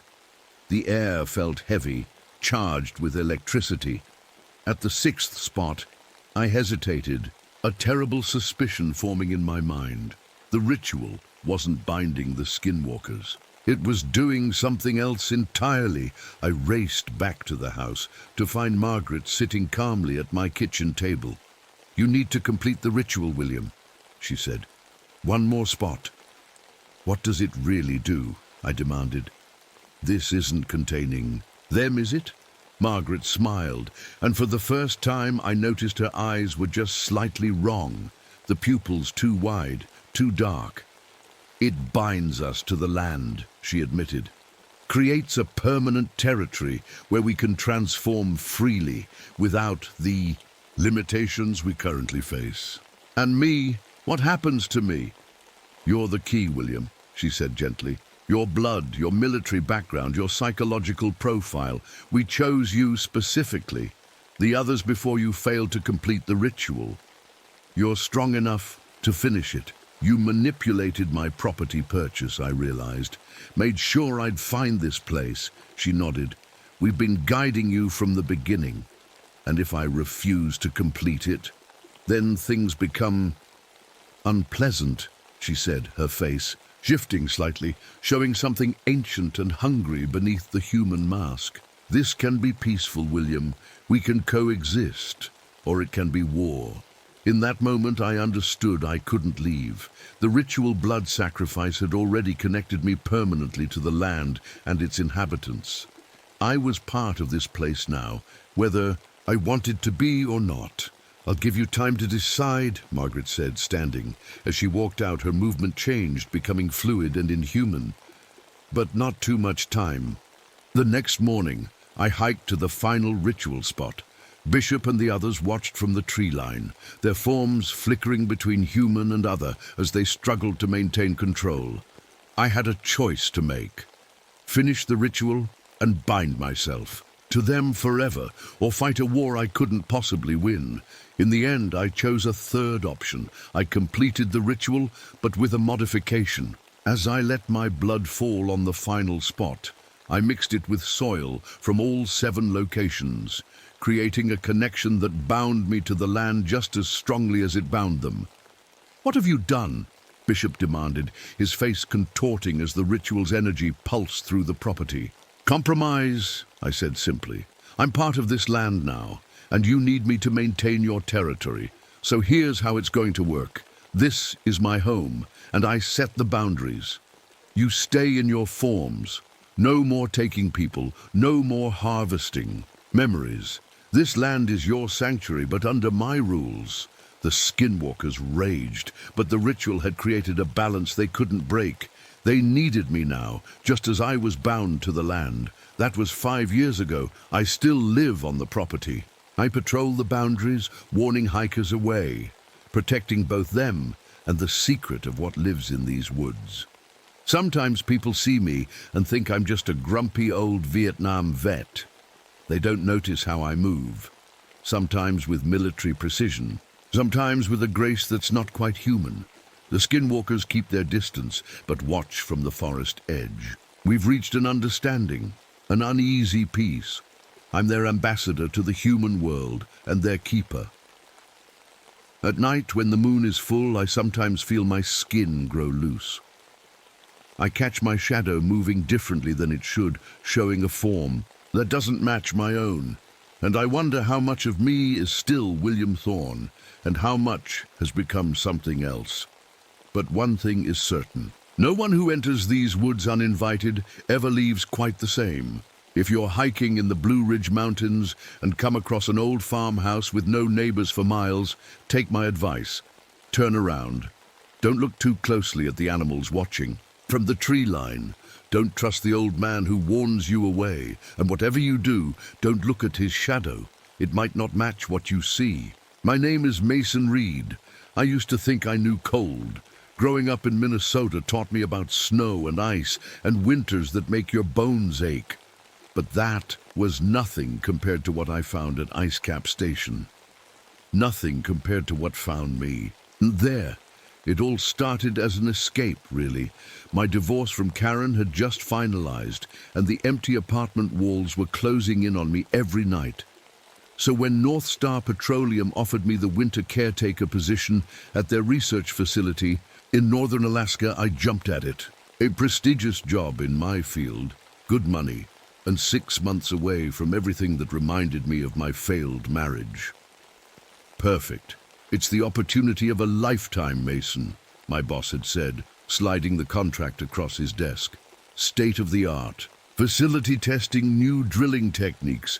Just need someone to maintain it through the winter months. I should have asked more questions. Should have wondered why the pay was so good for what seemed so simple. The helicopter ride in was my first clue. Something was off. We flew over endless white wilderness, the Brooks Range Mountains cutting jagged lines through the snowy landscape. No roads, no towns, nothing but white in every direction. 180 miles to the nearest settlement, shouted the pilot over the roar of the rotors. He was a native Alaskan man named Thomas Akiak, with deep creases around his eyes that had nothing to do with smiling. Ice Cap Station appeared suddenly, a cluster of sleek, connected modules perched on the edge of a vast ice field, like some alien outpost on a frozen planet. Solar panels and wind turbines dotted the perimeter, glinting in the weak winter sunlight. Thomas set the helicopter down on the landing pad, and I felt the first real bite of the cold, the kind that steals your breath and makes your lungs ache. The temperature reading on my watch said 38 degrees, and it wasn't even the heart of winter yet. The storms will start soon, Thomas said as we unloaded the final supplies. Once they hit, no one's getting in or out for weeks at a time. You sure you're ready for this kind of isolation? I nodded, thinking of Karen and the silence of our final days together. Isolation I can handle. Thomas gave me a long look, then reached into his pocket and handed me a small leather pouch. "Keep this with you," he said, his voice dropping. "And listen carefully. Whatever they told you about this place, there's more to it. Don't go into the ice caves beneath the station and the salt lines around the perimeter. Maintain them, no matter what the company protocols say." I took the pouch, confused. Salt lines? That wasn't in the briefing. "No," Thomas said grimly. "It wouldn't be." He refused to elaborate further, and soon the helicopter was gone, a shrinking speck against the vast white sky, leaving me truly alone. Or so I thought. The facility was impressive. 12 interconnected modules with everything from living quarters to laboratories, all designed to house a full research team during the summer months. My job was simple. Maintain the systems, continue some basic monitoring of equipment, and make sure everything was operational when the team returned in spring.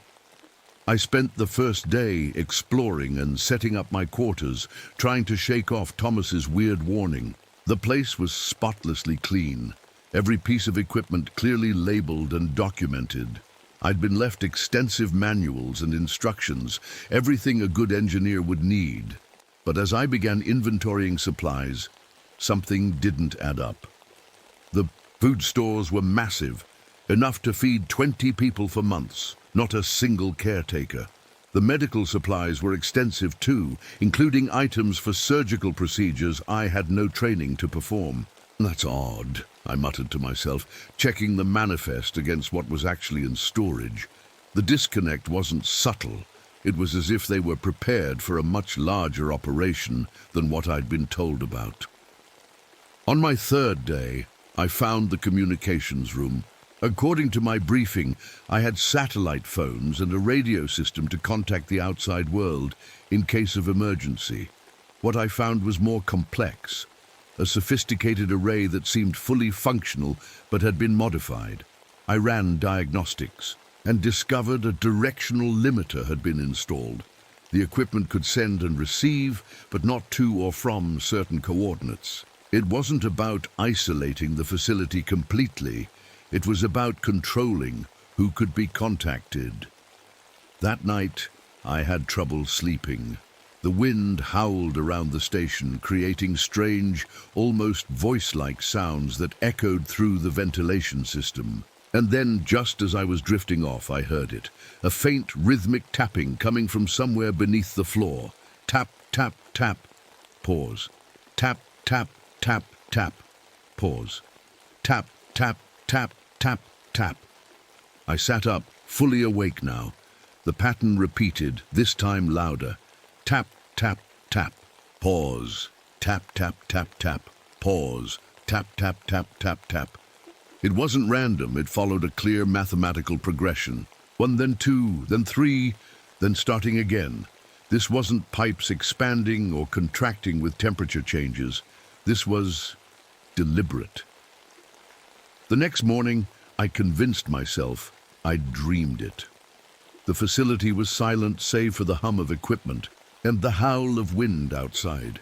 I focused on my work, checking systems and running diagnostics. In the afternoon, I decided to look through the research logs left by the previous team, hoping to better understand what exactly they'd been doing here.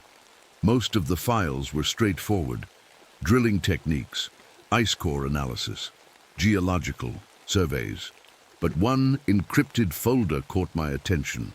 It took me several hours of work, but I managed to access parts of it using my engineering override codes. What I found made my blood run cold. There were redacted sections referring to biological anomalies found in ice cores taken from beneath the facility. Phrases like pre-human cellular viability after extreme temporal suspension jumped out at me. One notation simply read, "Subject maintains activity despite 30,000 plus years containment. Recommend immediate Protocol 7. I stared at the screen, trying to make sense of what I was reading. They weren't just studying ice or drilling techniques. They'd found something down there, something old, something alive. As if responding to my discovery, the tapping started again, louder this time, coming from directly beneath the floor of the research module. And this time, I couldn't convince myself it was a dream. Tap, tap, tap. Pause. Tap, tap, tap, tap. Pause. Tap, tap, tap, tap, tap. It was communicating, and whatever it was, it knew I was here. I tried to ignore the tapping, I really did.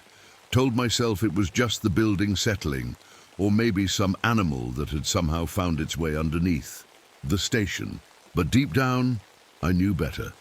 The next morning, I woke up to find frost on the inside of my bedroom wall. This made no sense. The heating system was working perfectly. I'd checked it myself just yesterday. But there it was, a thin layer of ice, crystals forming a pattern that looked almost deliberate. I touched it with my finger, and a chill ran through me that had nothing to do with the cold. The frost wasn't random. When I stepped back and looked at the whole wall, I could see the patterns formed what looked like equations or formulas. I took pictures with my phone, thinking I must be imagining things. "Get it together, Mason," I muttered to myself. "You're letting this place get to you." But I couldn't shake the feeling that something was wrong, really wrong. That afternoon, the weather took a turn. I was monitoring the satellite feed when I saw it.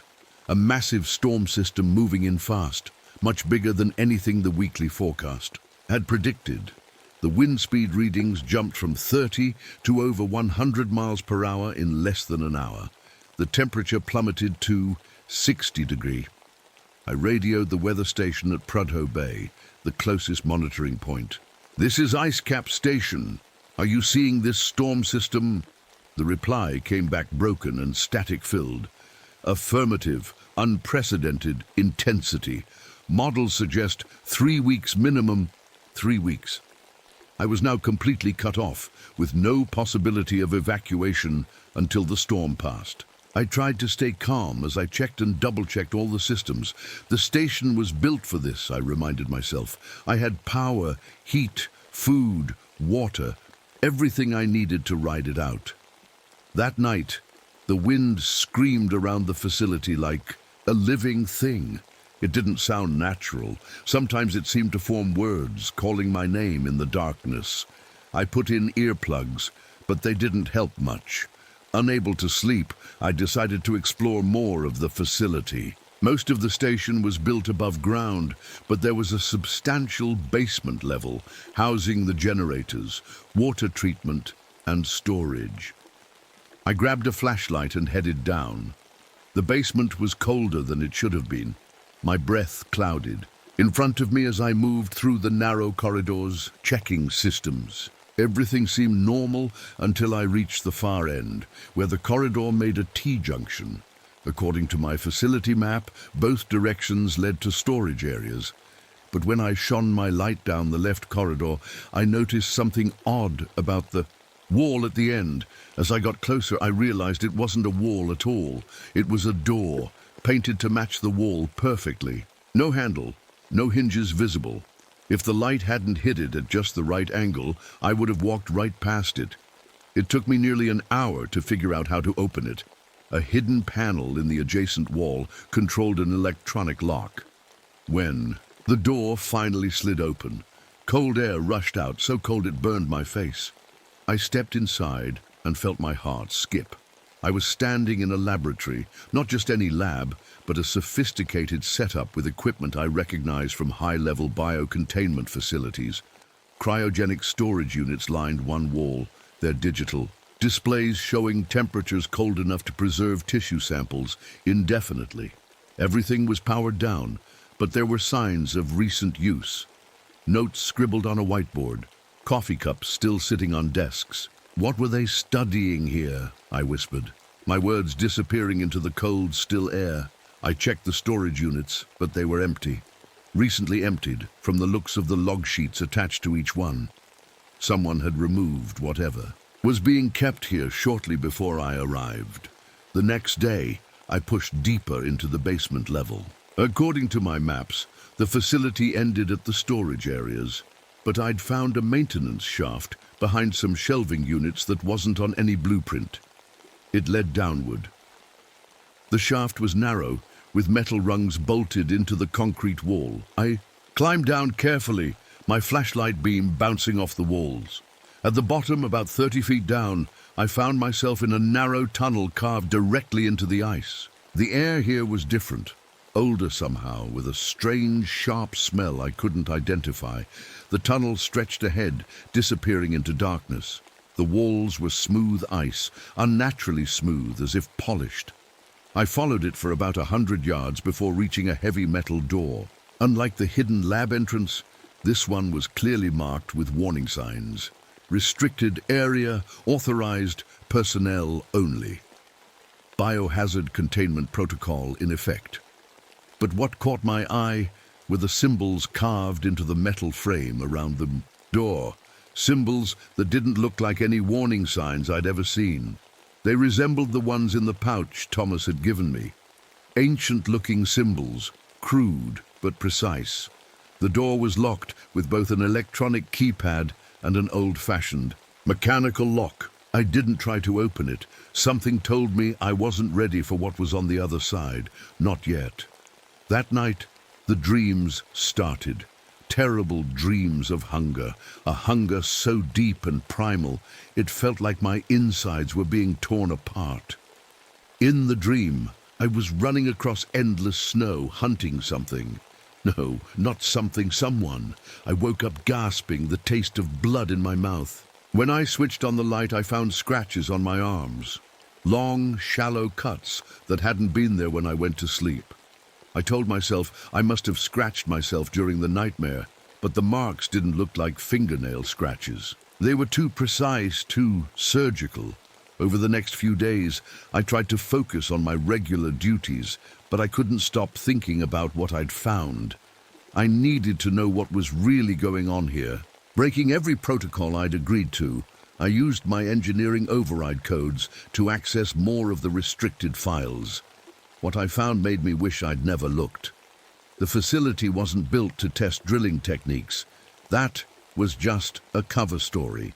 It was built because they'd found something in the ice, organisms preserved for over 30,000 years. And these weren't just frozen remains. Somehow, they still showed signs of cellular activity when thawed. I was still trying to process this when I noticed movement on one of the perimeter security cameras. Something was out there in the storm. I zoomed in, adjusting the night vision. Settings. A deer stood at the edge of the facility perimeter just beyond the fence. At least, it looked like a deer at first glance, but something was wrong with its proportions. Its limbs were too long, its body too thin, as if someone had stretched a deer's form without understanding what a deer should look like. I watched, unable to look away as the creature stood perfectly still in the lethal cold, staring directly at the camera.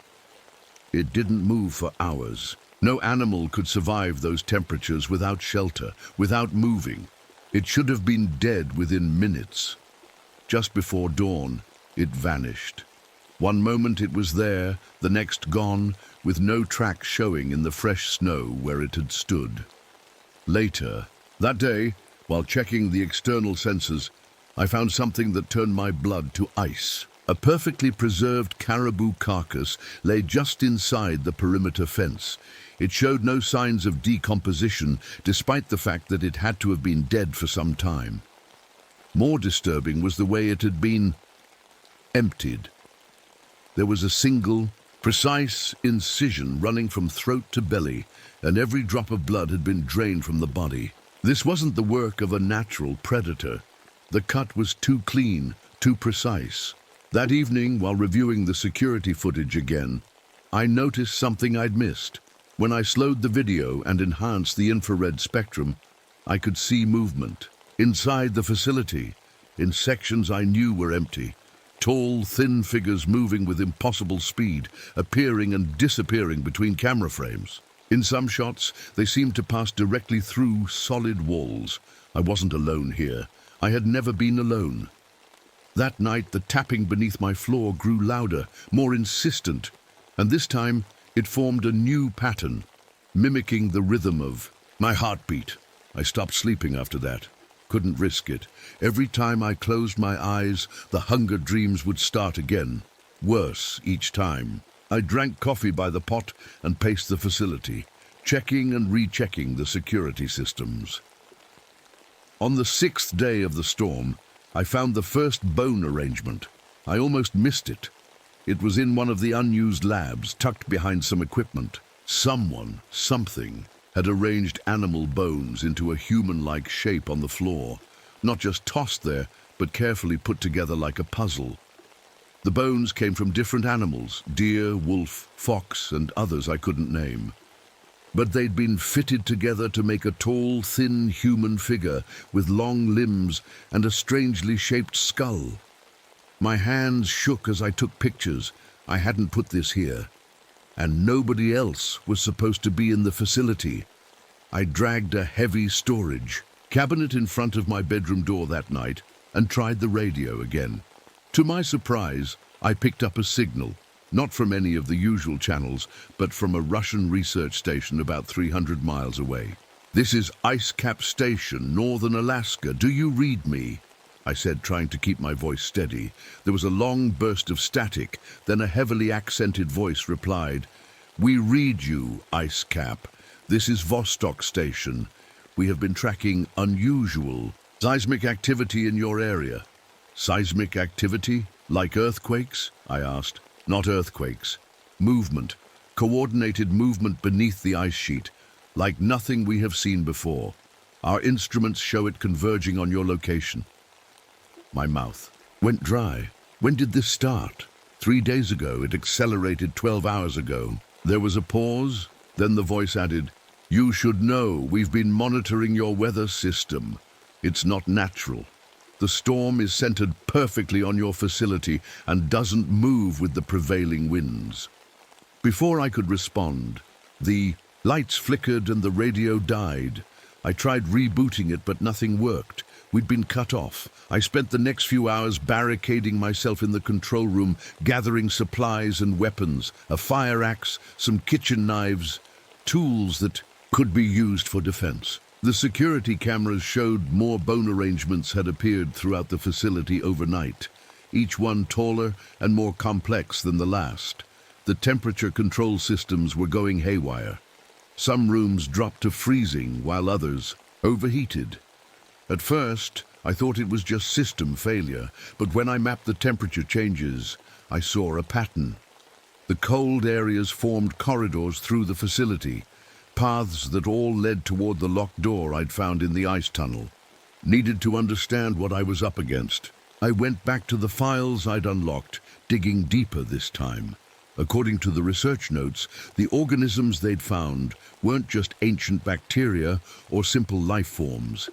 They were remnants of something intelligent, something that had been frozen during the last ice age, but remained somehow viable. The researchers had been studying its ability to survive extreme cold, its cellular regeneration properties, and most disturbing of all, its apparent ability to transfer its consciousness between host bodies. I was still processing this when the security alarm blared. Multiple perimeter breaches, all at once. I pulled. Up the exterior cameras, I'll never forget what I saw. At least a dozen figures stood around the facility's perimeter.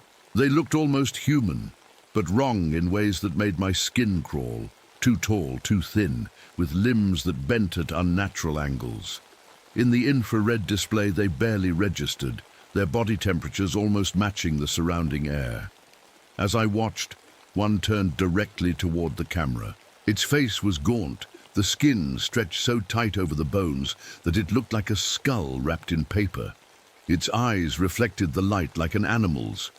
It opened its mouth, wider than any human mouth should open, and I swear it smiled. Then they vanished, all of them at once, simply gone between one camera frame and the next. I ran to the security office, grabbing the thermal scanner. They had to be somewhere. The scanner showed nothing outside, but when I pointed it at the walls of the facility itself, I saw heat signatures moving through the maintenance spaces between modules, thin, elongated shapes slithering through spaces, too narrow for a human to fit. They were inside. In a panic, I remembered Thomas's pouch. Inside, I found a folded paper with symbols matching those around the door in the ice tunnel, along with a small bag of what looked like salt mixed with other minerals. The note said simply, "The lines must be unbroken." I didn't fully understand, but I acted on instinct, pouring the mixture across the doorways and window ledges of the control room. Then I pulled out the facility's emergency protocols and found what I was looking for. A floor plan showing the salt line perimeter maintenance schedule. It hadn't been in my briefing, but it was there in the emergency manual. While checking the cameras again, I spotted movement in the main laboratory. On the screen, a figure stood with its back to the camera. It looked like a man. Normal height, normal build, wearing a researcher's white coat. "Hello," I called over the intercom. "Who's there?" The figure turned slowly. For a split second it looked human, a middle-aged man with glasses and a beard. Then its face changed. Its jaw dislocated, dropping down to its chest. Its neck elongated and bony protrusions erupted from its skull like antlers. I watched, in horror as it transformed. Growing taller, its limbs stretching and developing new joints, its skin turning papery white. Within seconds, it had become something else entirely. A Wendigo, I realized, remembering the term from Thomas's warning. The creature that now stood in the lab was over 8 feet tall, emaciated yet somehow powerful looking, with those antler-like growths crowning its elongated skull. It looked directly at the camera, tilted its head curiously, then moved with blinding speed, vanishing from view. The intercom crackled to life. "Mason," said a perfect imitation of my ex-wife Karen's voice. "Mason, please help me. I'm so cold." I nearly fell out of my chair. The voice was exactly hers. Every inflection, every subtle tone. But Karen was thousands of miles away. This thing was mimicking her voice. "Mason," came another voice. This time my father's. "Dead 3 years now." "Son, let me in. I need to get warm." I shut off the intercom, my hands shaking so badly I could barely operate the switch. Desperately needing to understand what these things were, I took samples from the bone arrangements and brought them to the main lab's analysis equipment. What I found confirmed my worst fears. The bones were covered in a black crystalline substance that entered the biological material and rewrote it at a cellular level. Under the microscope, I could see the substance wasn't chemical, it was biological, a kind of nano-organism that could survive extreme cold and seemed to feed on bone marrow. According to the facility's research files, the oil company had discovered the first Wendigo 5 years earlier during an exploratory ice core drilling. They'd built this entire research station specifically to study them, hoping to weaponize their cold weather adaptations for military applications. The Winter Soldiers program, they called it. I managed to get the emergency radio working again and reached Thomas Akiak on a backup frequency. "Thomas, they're here," I said as soon as he answered. "The things you warned me about, Wendigo." "I feared this," he replied, his voice grave. "The company found them years ago. We tried to warn them, but they wouldn't listen. My people have known about the ice spirits for generations. They aren't just monsters, Mason.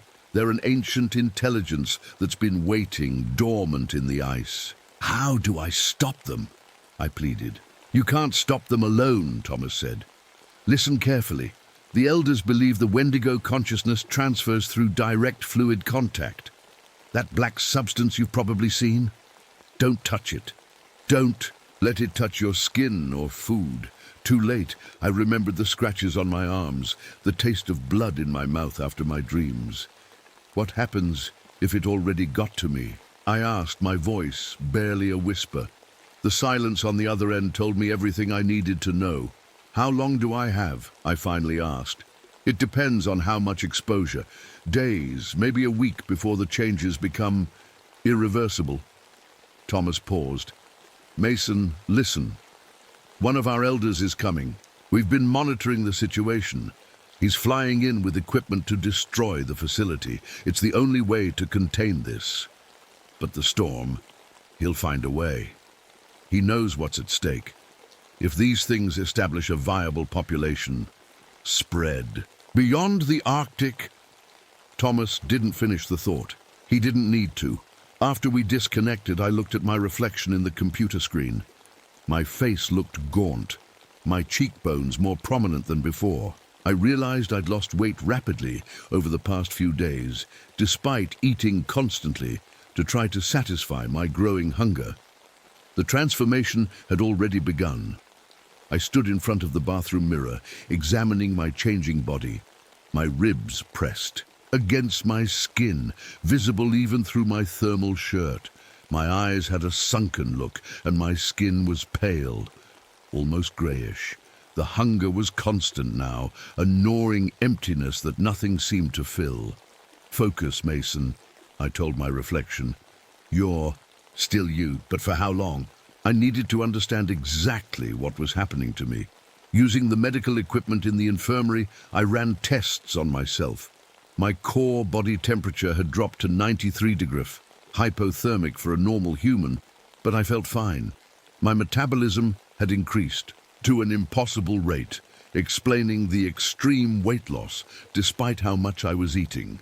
The most disturbing change was in my blood work. Under the microscope, I could see the black crystalline substance moving through my bloodstream, attaching to cells and changing them. I went back to the research files with new purpose.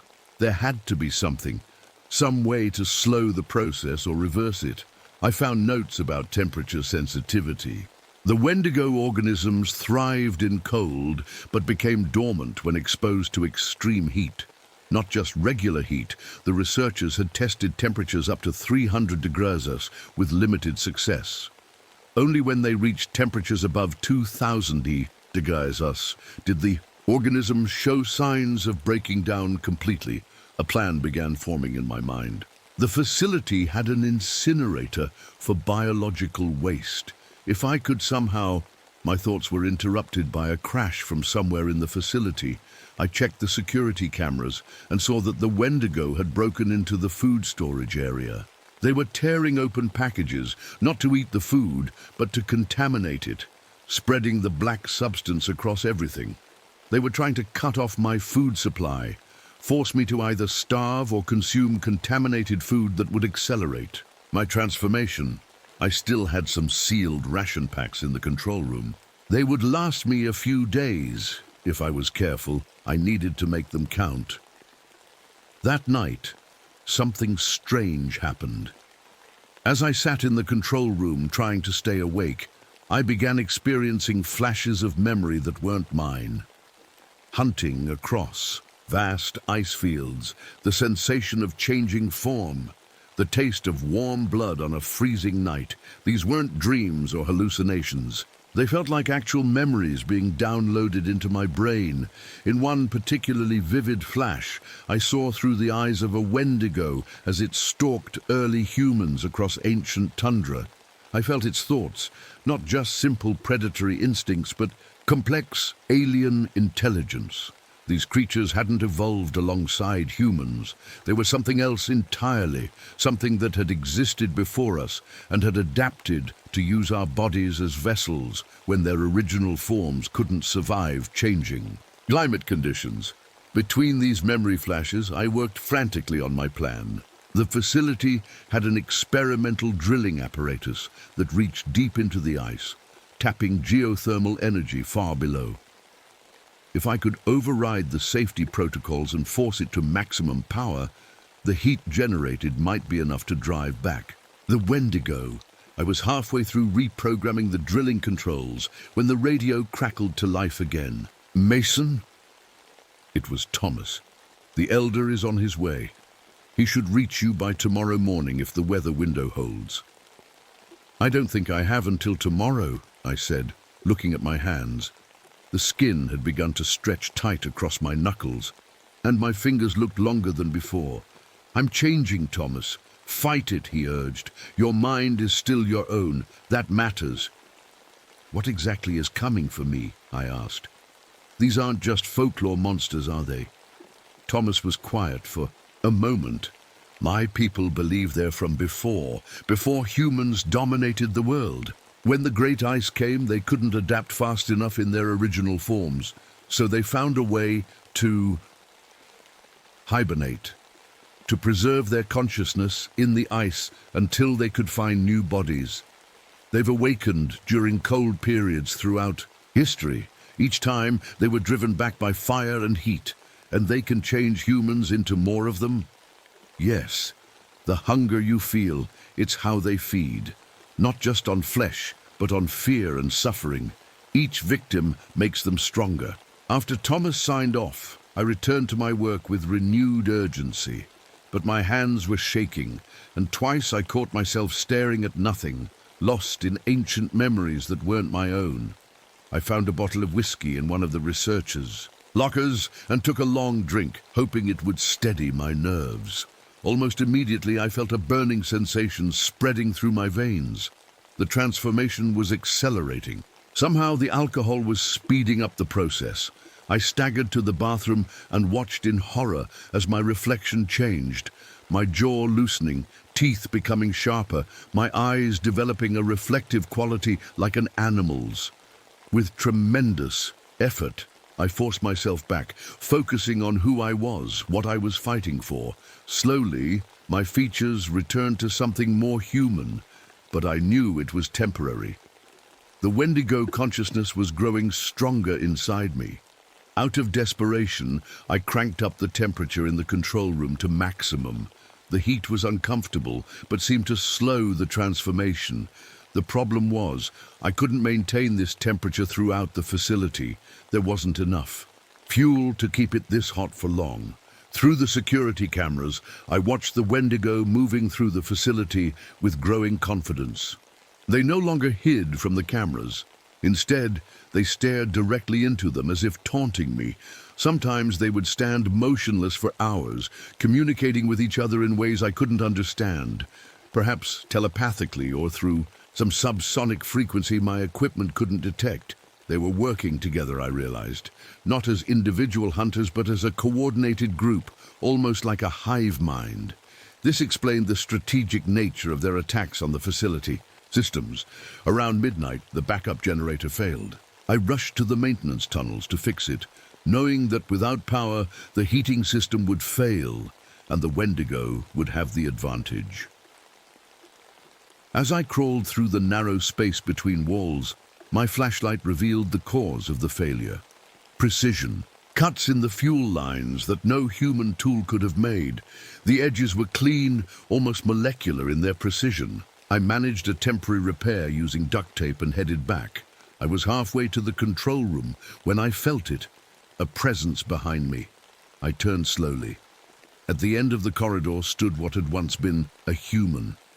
The Wendigo was fully transformed, now towering nearly to the ceiling, its limbs elongated with extra joints that bent in wrong directions. Its skin was stretched tight over its skeletal frame, papery white and translucent in places.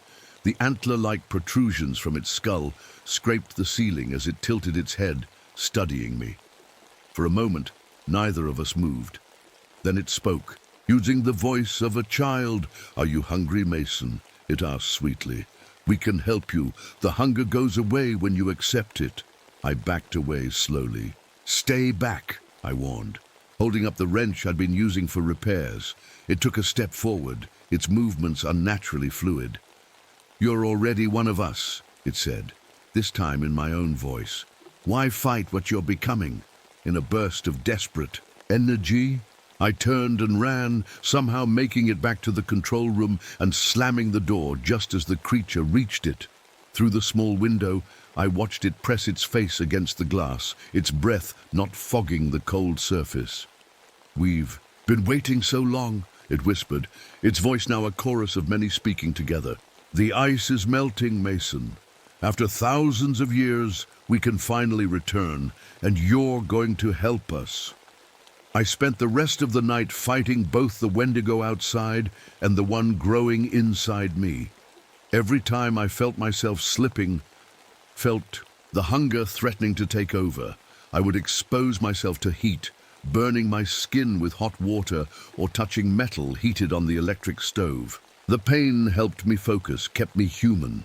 By morning, I had blisters on my hands and arms, but my mind was still my own. And I had a plan. The Wendigo were smart, but I knew something they didn't.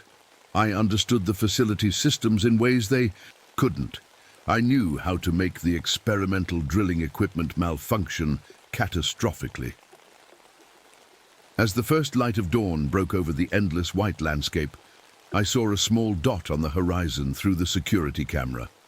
A helicopter, flying low and fast. Thomas's Elder was coming, but so were the Wendigo. The thermal sensors showed them converging on the facility from all directions, dozens of them moving across the ice at impossible speeds. It was going to be a race against time, and I was running, out of humanity to burn. I stood in front of the bathroom mirror, examining my changing body. My ribs pressed against my skin, visible even through my thermal shirt. My eyes had a sunken look, and my skin was pale, almost grayish. The hunger was constant now, a gnawing emptiness that nothing seemed to fill. "Focus, Mason," I told my reflection. "You're still you." But for how long? I needed to understand exactly what was happening to me. Using the medical equipment in the infirmary, I ran tests on myself. My core body temperature had dropped to 93 degrees Celsius, hypothermic for a normal human, but I felt fine. My metabolism had increased to an impossible rate, explaining the extreme weight loss despite how much I was eating. The most disturbing change was in my blood work. Under the microscope, I could see the black crystalline substance moving through my bloodstream, attaching to cells and changing them. I went back to the research files with new purpose. There had to be something, some way to slow the process or reverse it. I found notes about temperature sensitivity, The Wendigo organisms thrived in cold, but became dormant when exposed to extreme heat. Not just regular heat. The researchers had tested temperatures up to 300 degrees Celsius with limited success. Only when they reached temperatures above 2000 degrees Celsius did the organism show signs of breaking down completely. A plan began forming in my mind. The facility had an incinerator for biological waste. If I could somehow, my thoughts were interrupted by a crash from somewhere in the facility. I checked the security cameras and saw that the Wendigo had broken into the food storage area. They were tearing open packages, not to eat the food, but to contaminate it, spreading the black substance across everything. They were trying to cut off my food supply, force me to either starve or consume contaminated food that would accelerate my transformation. I still had some sealed ration packs in the control room. They would last me a few days if I was careful. I needed to make them count. That night, something strange happened. As I sat in the control room trying to stay awake, I began experiencing flashes of memory that weren't mine. Hunting across vast ice fields, the sensation of changing form, the taste of warm blood on a freezing night. These weren't dreams or hallucinations. They felt like actual memories being downloaded into my brain. In one particularly vivid flash, I saw through the eyes of a Wendigo as it stalked early humans across ancient tundra. I felt its thoughts, not just simple predatory instincts, but complex alien intelligence. These creatures hadn't evolved alongside humans. They were something else entirely, something that had existed before us and had adapted to use our bodies as vessels when their original forms couldn't survive changing. Climate conditions. Between these memory flashes, I worked frantically on my plan. The facility had an experimental drilling apparatus that reached deep into the ice, tapping geothermal energy far below. If I could override the safety protocols and force it to maximum power, the heat generated might be enough to drive back the Wendigo. I was halfway through reprogramming the drilling controls when the radio crackled to life again. "Mason!" It was Thomas. "The Elder is on his way. He should reach you by tomorrow morning if the weather window holds." "I don't think I have until tomorrow," I said, looking at my hands. The skin had begun to stretch tight across my knuckles, and my fingers looked longer than before. "I'm changing, Thomas." "Fight it," he urged. "Your mind is still your own. That matters." "What exactly is coming for me?" I asked. "These aren't just folklore monsters, are they?" Thomas was quiet for a moment. "My people believe they're from before humans dominated the world. When the Great Ice came, they couldn't adapt fast enough in their original forms. So they found a way to hibernate, to preserve their consciousness in the ice until they could find new bodies. They've awakened during cold periods throughout history. Each time they were driven back by fire and heat. And they can change humans into more of them? Yes. The hunger you feel, it's how they feed. Not just on flesh, but on fear and suffering. Each victim makes them stronger. After Thomas signed off, I returned to my work with renewed urgency. But my hands were shaking, and twice I caught myself staring at nothing, lost in ancient memories that weren't my own. I found a bottle of whiskey in one of the researchers' lockers and took a long drink, hoping it would steady my nerves. Almost immediately, I felt a burning sensation spreading through my veins. The transformation was accelerating. Somehow the alcohol was speeding up the process. I staggered to the bathroom and watched in horror as my reflection changed. My jaw loosening, teeth becoming sharper, my eyes developing a reflective quality like an animal's. With tremendous effort, I forced myself back, focusing on who I was, what I was fighting for. Slowly, my features returned to something more human, but I knew it was temporary. The Wendigo consciousness was growing stronger inside me. Out of desperation, I cranked up the temperature in the control room to maximum. The heat was uncomfortable, but seemed to slow the transformation. The problem was, I couldn't maintain this. And temperature throughout the facility. There wasn't enough fuel to keep it this hot for long. Through the security cameras, I watched the Wendigo moving through the facility with growing confidence. They no longer hid from the cameras. Instead, they stared directly into them as if taunting me. Sometimes they would stand motionless for hours, communicating with each other in ways I couldn't understand, perhaps telepathically or through some subsonic frequency my equipment couldn't detect. They were working together, I realized, not as individual hunters, but as a coordinated group, almost like a hive mind. This explained the strategic nature of their attacks on the facility. Systems. Around midnight, the backup generator failed.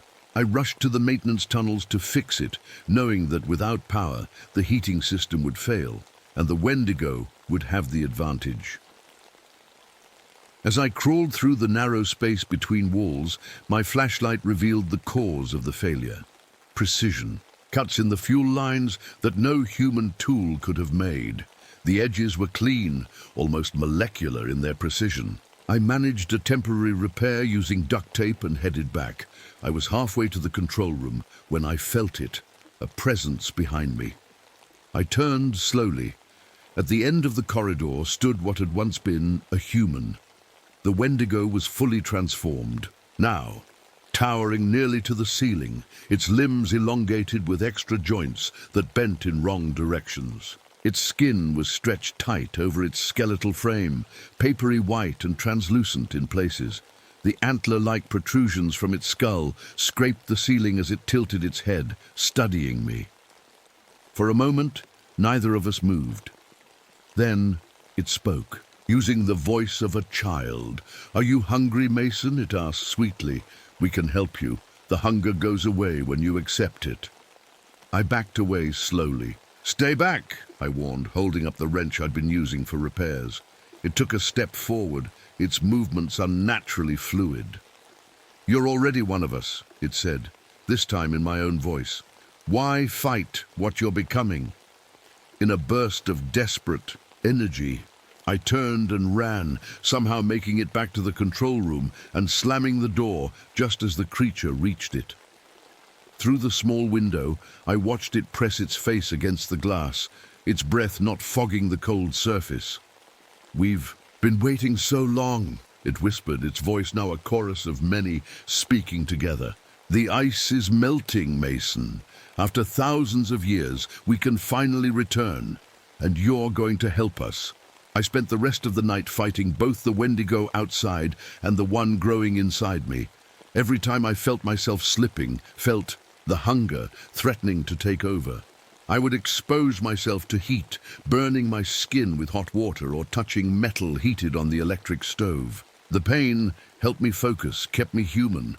By morning I had blisters on my hands and arms, but my mind was still my own, and I had a plan. The Wendigo was smart, but I knew something they didn't. I understood the facility's systems in ways they couldn't. I knew how to make the experimental drilling equipment malfunction catastrophically. As the first light of dawn broke over the endless white landscape, I saw a small dot on the horizon through the security camera. A helicopter flying low and fast. Thomas's Elder was coming, but so were the Wendigo. The thermal sensors showed them converging on the facility from all directions, dozens of them moving across the ice at impossible speeds. It was going to be a race against time, and I was running out of humanity to burn. My name is Rebecca Caldwell. I never thought I'd be the one telling this story, but I need someone to know what happened out there in the desert. It started as the best day of my career, and ended... Well, I'm getting ahead of myself. I remember the day the email came through. I was sitting in my tiny office at the university, surrounded by stacks of ungraded papers and half-empty coffee cups. When I saw the sender, the Fulton Foundation, my heart nearly stopped. "We are pleased to inform you that your application has been approved for full funding." I screamed so loud the history professor next door came running. Full funding, unlimited resources. After years of being laughed at by my colleagues for wanting to blend science with cultural respect, someone finally believed in my work. I was going to set up a research station on the border of the Navajo Nation in Arizona to study how indigenous people used the land. I would collect soil samples, record stories, and show everyone that science and tradition could work together. 2 months later, I stood on my very own research property, the desert stretching out around me like an ocean of sand and scrub. The small ranch house would be perfect as a base. I spent the first week setting up my lab equipment, creating spreadsheets, and organizing my research plan. Everything had its place. Every test had a purpose. I was going to do this right. I still needed help from someone who understood the local culture, though. That's when the university sent Michael Yazzie, a Navajo graduate student. He didn't want to be there at first. I could tell by the way his eyes scanned the property, how his shoulders tensed when I showed him where we'd be collecting samples. "I don't think this is a good location for your research, Dr. Caldwell," he said on the first day. "Please call me Rebecca," I told him. "And why not? The soil composition is perfect for what we're studying." He just shook his head. "Some places aren't meant to be studied." But over the next few weeks, Michael warmed up to me. I made sure to ask before we collected anything, to listen when he explained why certain areas were special. He seemed surprised that I cared about his perspective. By the end of the first month, he was even smiling sometimes, teaching me Navajo words and explaining stories his grandmother had told him. It was on a Tuesday when things first got weird. We were mapping the eastern boundary of the property when I spotted something under a juniper tree. "Michael, what's that?" I pointed to what looked like animal pelts arranged in a strange pattern. When he saw them, his face went pale. He knelt down and studied the skins, rabbit, coyote, even what looked like a small deer. But there was no blood, no sign of how they had been removed. They were just empty, like someone had pulled the animals out of their skins without breaking. "Them. It's nothing," he said too quickly. "Probably just kids from the reservation messing around." "Messing around doing what?" I pressed. He hesitated, making skinwalker signs to scare people. "Skinwalker? Like the witch from Navajo stories?" He nodded but wouldn't say more. I took pictures for my records, but Michael refused to touch the skins. That night, I looked up county records for the property and found something strange. Nobody had owned it for more than a year since records began. 12 different owners in the last 15 years, all of them leaving suddenly. The next week, my equipment started picking up weird sounds, too low for human ears, but clear on my recordings. Infrasound, the kind that makes people feel scared without knowing why. The exact same frequencies mentioned in old journals from people who'd lived here before. I wanted more samples from a certain area, but Michael said it was restricted. I respected that at first, but the scientist in me couldn't let it go.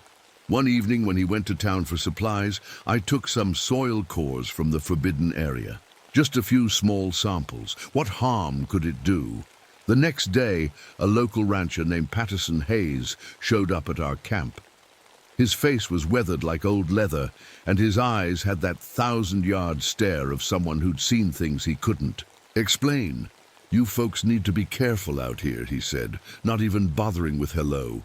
"We are," I assured him. "We have security cameras and—" He cut me off by dropping a folder of photos on my table. "Been finding my cattle like this."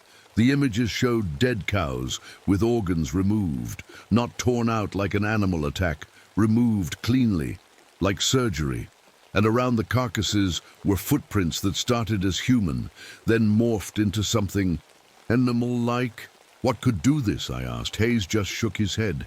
"Something that ain't natural, Mom. Something that's been here a lot longer than any of us." That night, I double-checked all the locks before going to bed. I woke up at 3:27 a.m. exactly, something pulling me from sleep. My lab had been completely rearranged.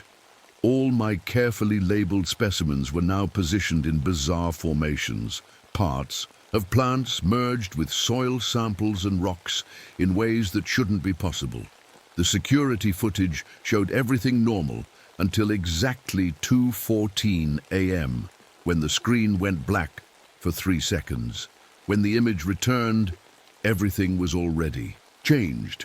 With shaking hands, I decided to back up all my photos and data. That's when I found them. Pictures in my personal cloud storage that I had no memory of taking. Me standing at dig sites I'd never visited, next to colleagues I'd never met. But there I was, smiling at the camera.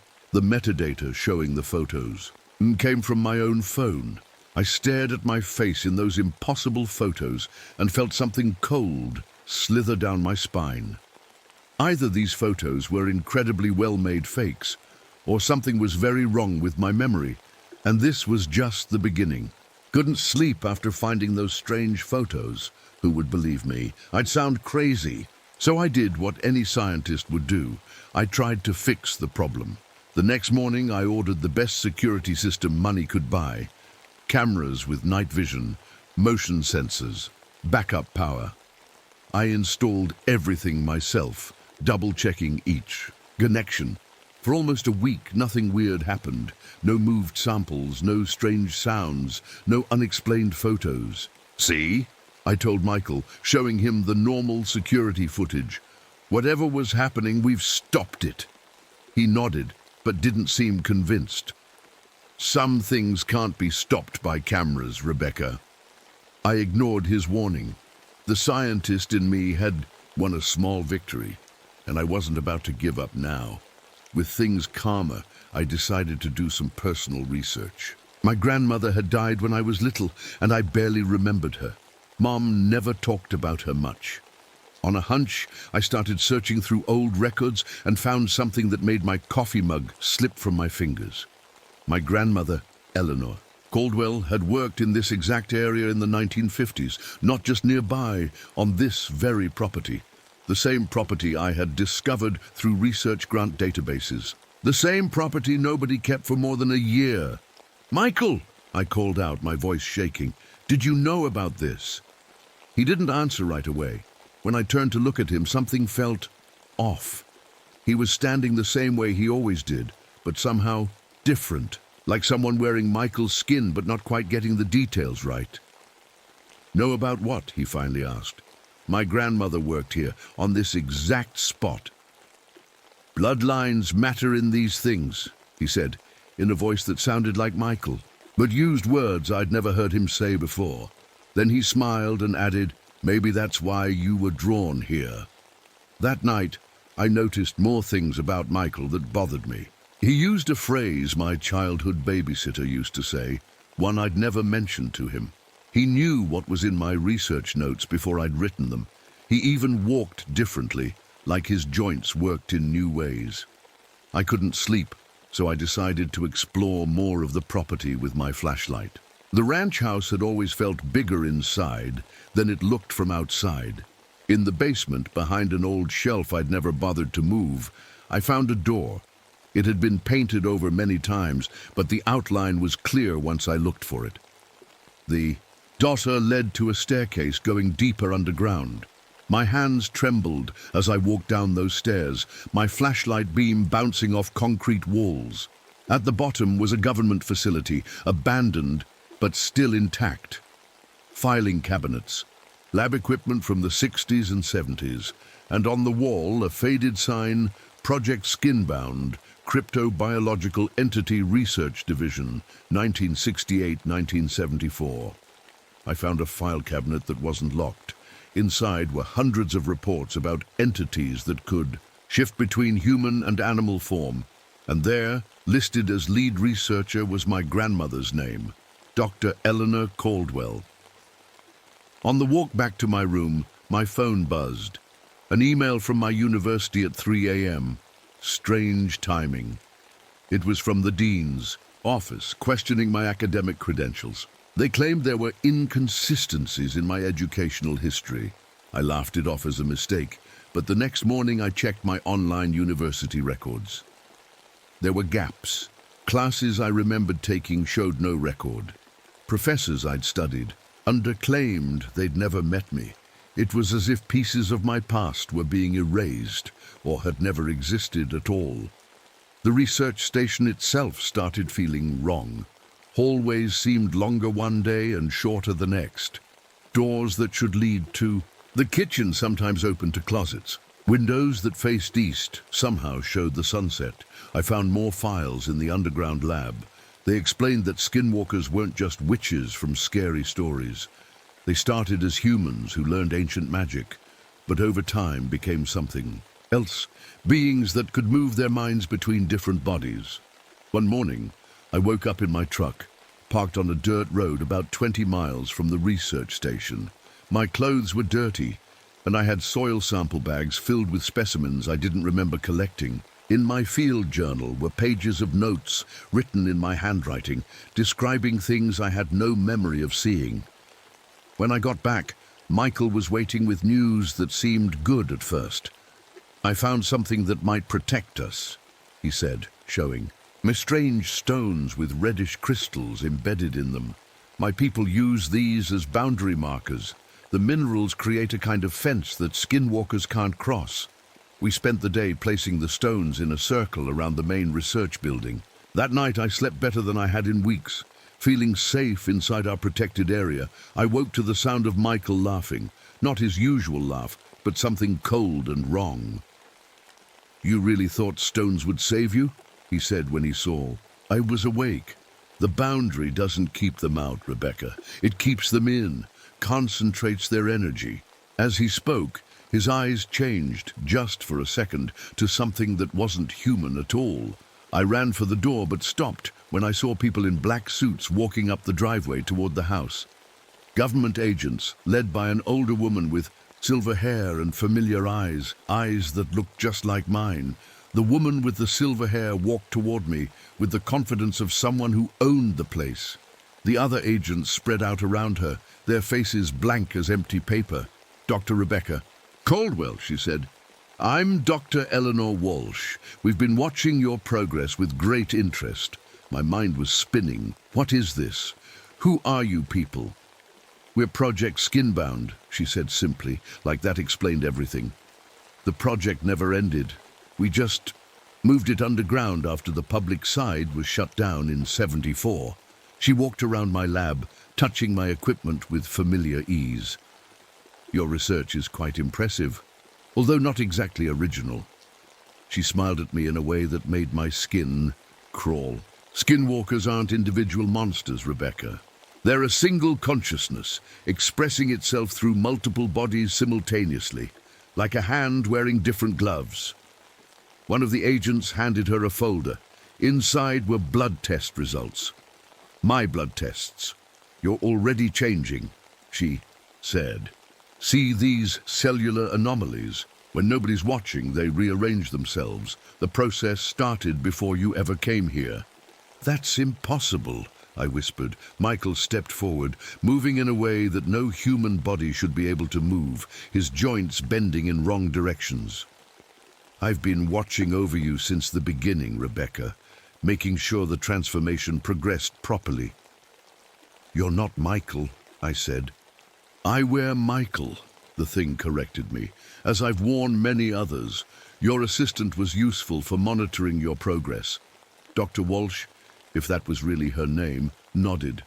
"Your academic background, your childhood memories, even your decision to research this specific location, all carefully constructed context for your current identity." I tried to make sense of what she was saying. "You're telling me my memories are fake? That's crazy." "Agent Davis," Walsh called out, "show Dr. Caldwell your notes." A thin man with glasses stepped forward, handing me his notebook. As I read his detailed observations of my behavior over the past months, a horrifying sound came from behind me. I turned to see Michael, or whatever was wearing Michael, stretching his hand toward Agent Davis. The agent froze, his eyes wide with terror.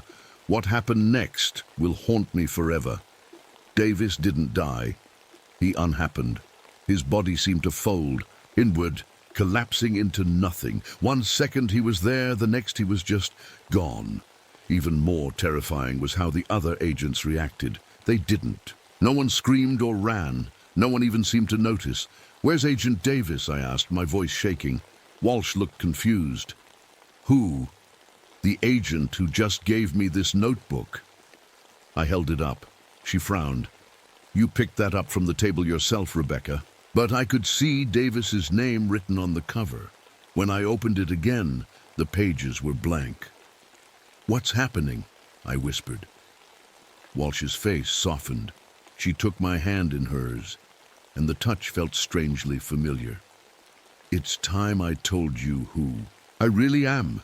She explained that she wasn't just Dr. Eleanor Walsh. She was my grandmother, Eleanor Caldwell. Her consciousness had been jumping from body to body for decades, staying young by moving to new vessels when needed. Project Skinbound was never about stopping skinwalkers, she explained. It was about becoming them. The government discovered that skinwalker abilities created perfect spies, agents whose identities were literally impossible to detect because on every level they believed they were the person they appeared to be. My legs gave out and I collapsed into a chair. Why are you telling me this? Because you're special, Rebecca. She pulled out an old photograph showing a younger version of herself standing beside a little girl. This wasn't just random. You're not just another researcher who stumbled onto this property. You're my continuation. The photo looked like me as a child, but something was wrong with the eyes. They weren't my eyes. What does that mean? I asked, already fearing the answer. Your consciousness isn't new, Rebecca. It's mine. You're my latest vessel. We constructed your entire identity to ease the transition process. I felt sick. No, that's not possible. I have memories. I have a life. Yes, Michael said, his voice oddly gentle now. And those memories feel real because they are real to you. We don't steal identities, Rebecca. We share them. We preserve human consciousness beyond biological limitations. It's a kind of immortality. While they talked, I noticed a junior agent standing by the door, looking confused and afraid. He wasn't fully part of this. He was still human. In that moment, something inside me broke. I grabbed Walsh's gun from her holster and shot him before anyone could stop me. Why did you do that? Walsh asked, not angry but curious. I need untransformed human DNA, I said, surprising myself with the cold calculation in my voice. A control sample to develop a detection method. Walsh smiled like a proud teacher. You see, you're already thinking like us. What had I done? I'd killed an innocent man to save my humanity, and in doing so, proved I was already losing it. Over the next hours, I worked frantically in the lab while they watched.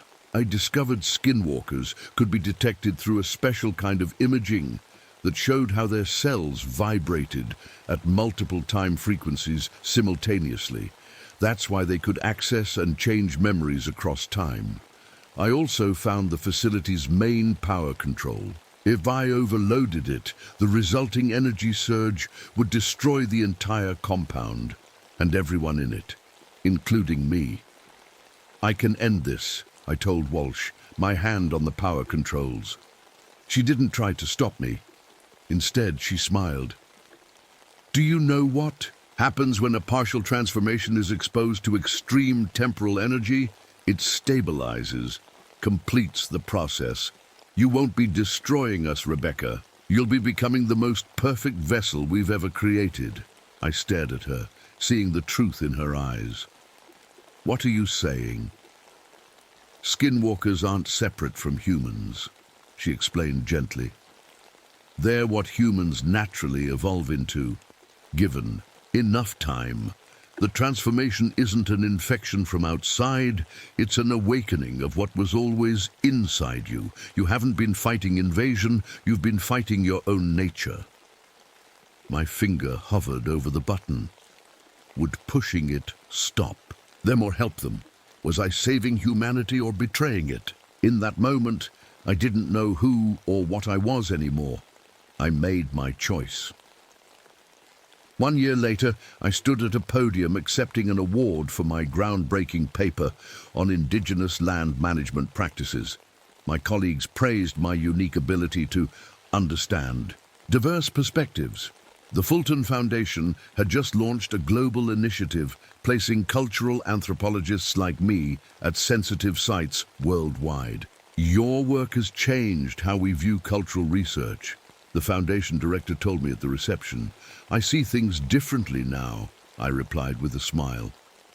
As I shook hands with the next generation of researchers selected for the program, I couldn't help but notice how adaptable they all seemed, how open their minds were, how ready they were to transform their understanding of the world, and perhaps, in time, to transform themselves.